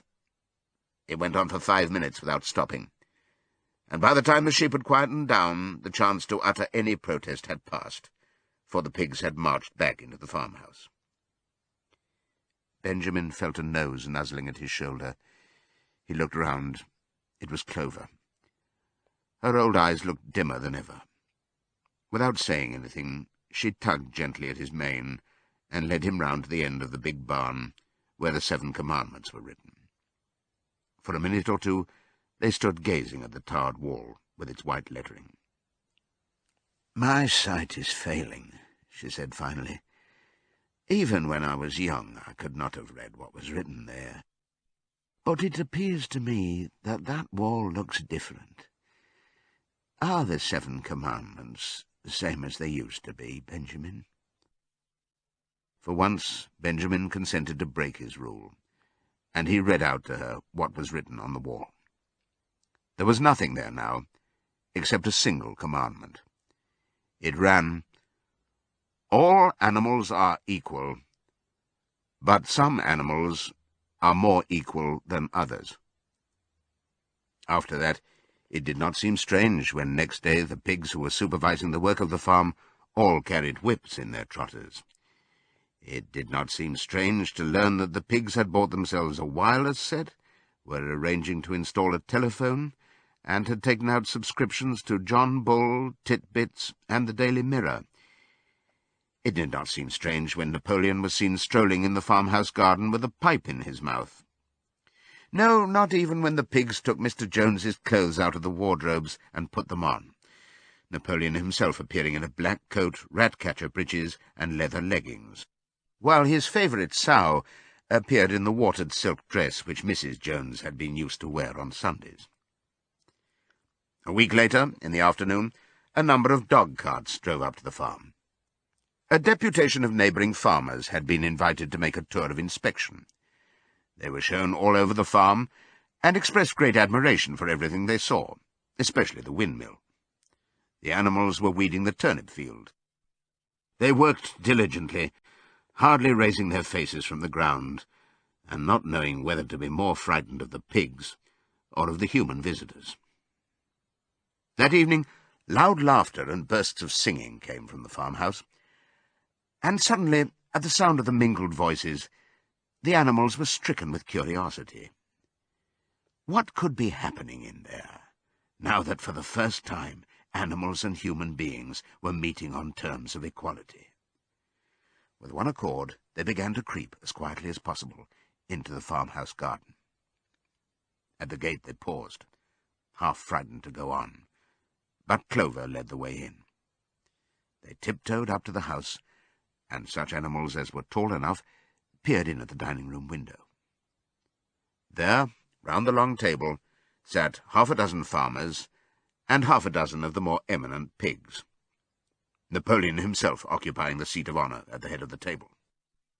The pigs appeared completely at ease in their chairs. The company had been enjoying a game of cards, but had broken off for the moment, evidently in order to drink a toast. A large jug was circulating, and the mugs were being refilled with beer. No one noticed the wondering faces of the animals that gazed in at the window. Mr. Pilkington of Foxwood had stood up, his mug in his hand. In a moment, he said, he would ask the present company to drink a toast. But before doing so, there were a few words that he felt it incumbent upon him to say. It was a source of great satisfaction to him, he said, and he was sure to all others present, to feel that a long period of mistrust and misunderstanding had now come to an end. There had been a time, not that he or any of the present company had shared such sentiments, but there had been a time when the respected proprietors of Animal Farm had been regarded, he would not say with hostility, but perhaps with a certain measure of misgiving by their human neighbours. Unfortunate incidents had occurred. Mistaken ideas had been current. It had been felt that the existence of a farm owned and operated by pigs was somehow abnormal and was liable to have an unsettling effect in the neighbourhood. Too many farmers had assumed, without due inquiry, that on such a farm a spirit of licence and indiscipline would prevail. They had been nervous about the effects upon their own animals, or even upon their human employees. But all such doubts were now dispelled. Today he and his friends had visited Animal Farm and inspected every inch of it with their own eyes, and what did they find? Not only the most up-to-date methods, but a discipline and an orderliness which should be an example to all farmers everywhere. He believed that he was right in saying that the lower animals on Animal Farm did more work and received less food than any animals in the county. Indeed, he and his fellow visitors today had observed many features which they intended to introduce on their own farms immediately. He would end his remarks, he said, by emphasizing once again the friendly feelings that subsisted, and ought to subsist, between Animal Farm and its neighbours. Between pigs and human beings there was not, and there need not be, any clash of interests whatever. Their struggles and their difficulties were one. Was not the labour problem the same everywhere? Here it became apparent that Mr. Pilkington was about to spring some carefully prepared witticism on the company, but for a moment he was too overcome by amusement to be able to utter it. After much choking, during which his various chins turned purple, he managed to get it out. "If you have your lower animals to contend with," he said, "we have our lower classes." This bon mot set the table in a roar, and Mr. Pilkington once again congratulated the pigs on the low rations, the long working hours, and the general absence of pampering which he had observed on Animal Farm. And now, he said finally, he would ask the company to rise to their feet and make certain that their glasses were full. "Gentlemen," concluded Mr. Pilkington, "gentlemen, I give you a toast to the prosperity of Animal Farm." There was enthusiastic cheering and stamping of feet. Napoleon was so gratified that he left his place and came round the table to clink his mug against Mr. Pilkington's before emptying it. When the cheering had died down, Napoleon, who had remained on his feet, intimated that he too had a few words to say. Like all of Napoleon's speeches, it was short and to the point. He too, he said, was happy that the period of misunderstanding was at an end. For a long time there had been rumours, circulated, he had reason to think, by some malignant enemy, that there was something subversive and even revolutionary in the outlook of himself and his colleagues. They had been credited with attempting to stir up rebellion among the animals on neighbouring farms. Nothing could be further from the truth. Their sole wish, now and in the past, was to live at peace and in normal business relations with their neighbours. This farm, which he had the honour to control, he added, was a cooperative enterprise. The title deeds, which were in his own possession, were owned by the pigs jointly. He did not believe, he said, that any of the old suspicions still lingered, but certain changes had been made recently in the routine of the farm which should have the effect of promoting confidence still further. Hitherto, the animals on the farm had had a rather foolish custom of addressing one another as comrade. This was to be suppressed.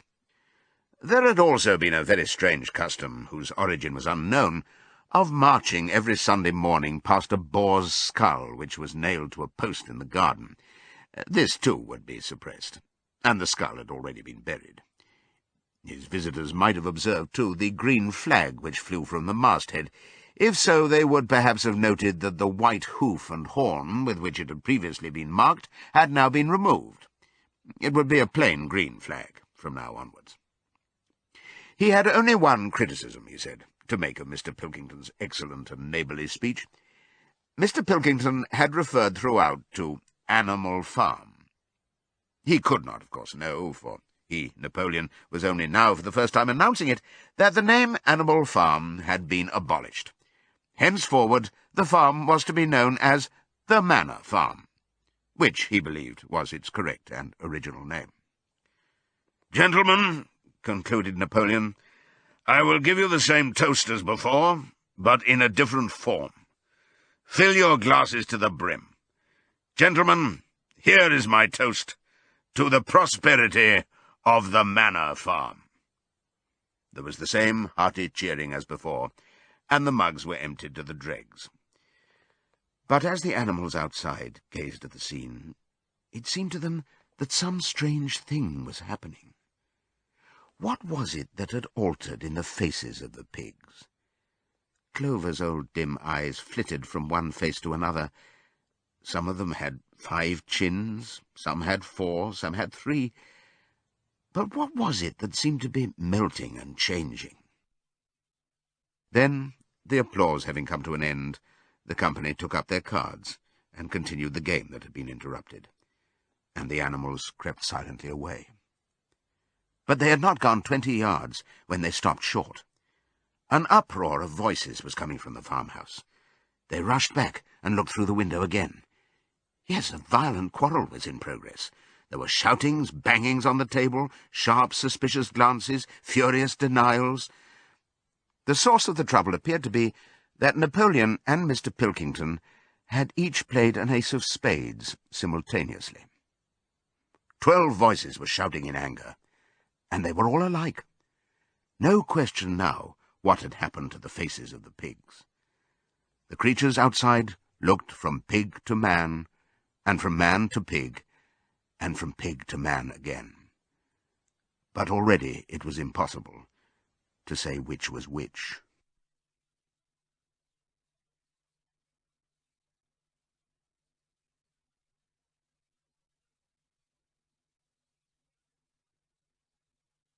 This audiobook was produced and published by Penguin Books Limited.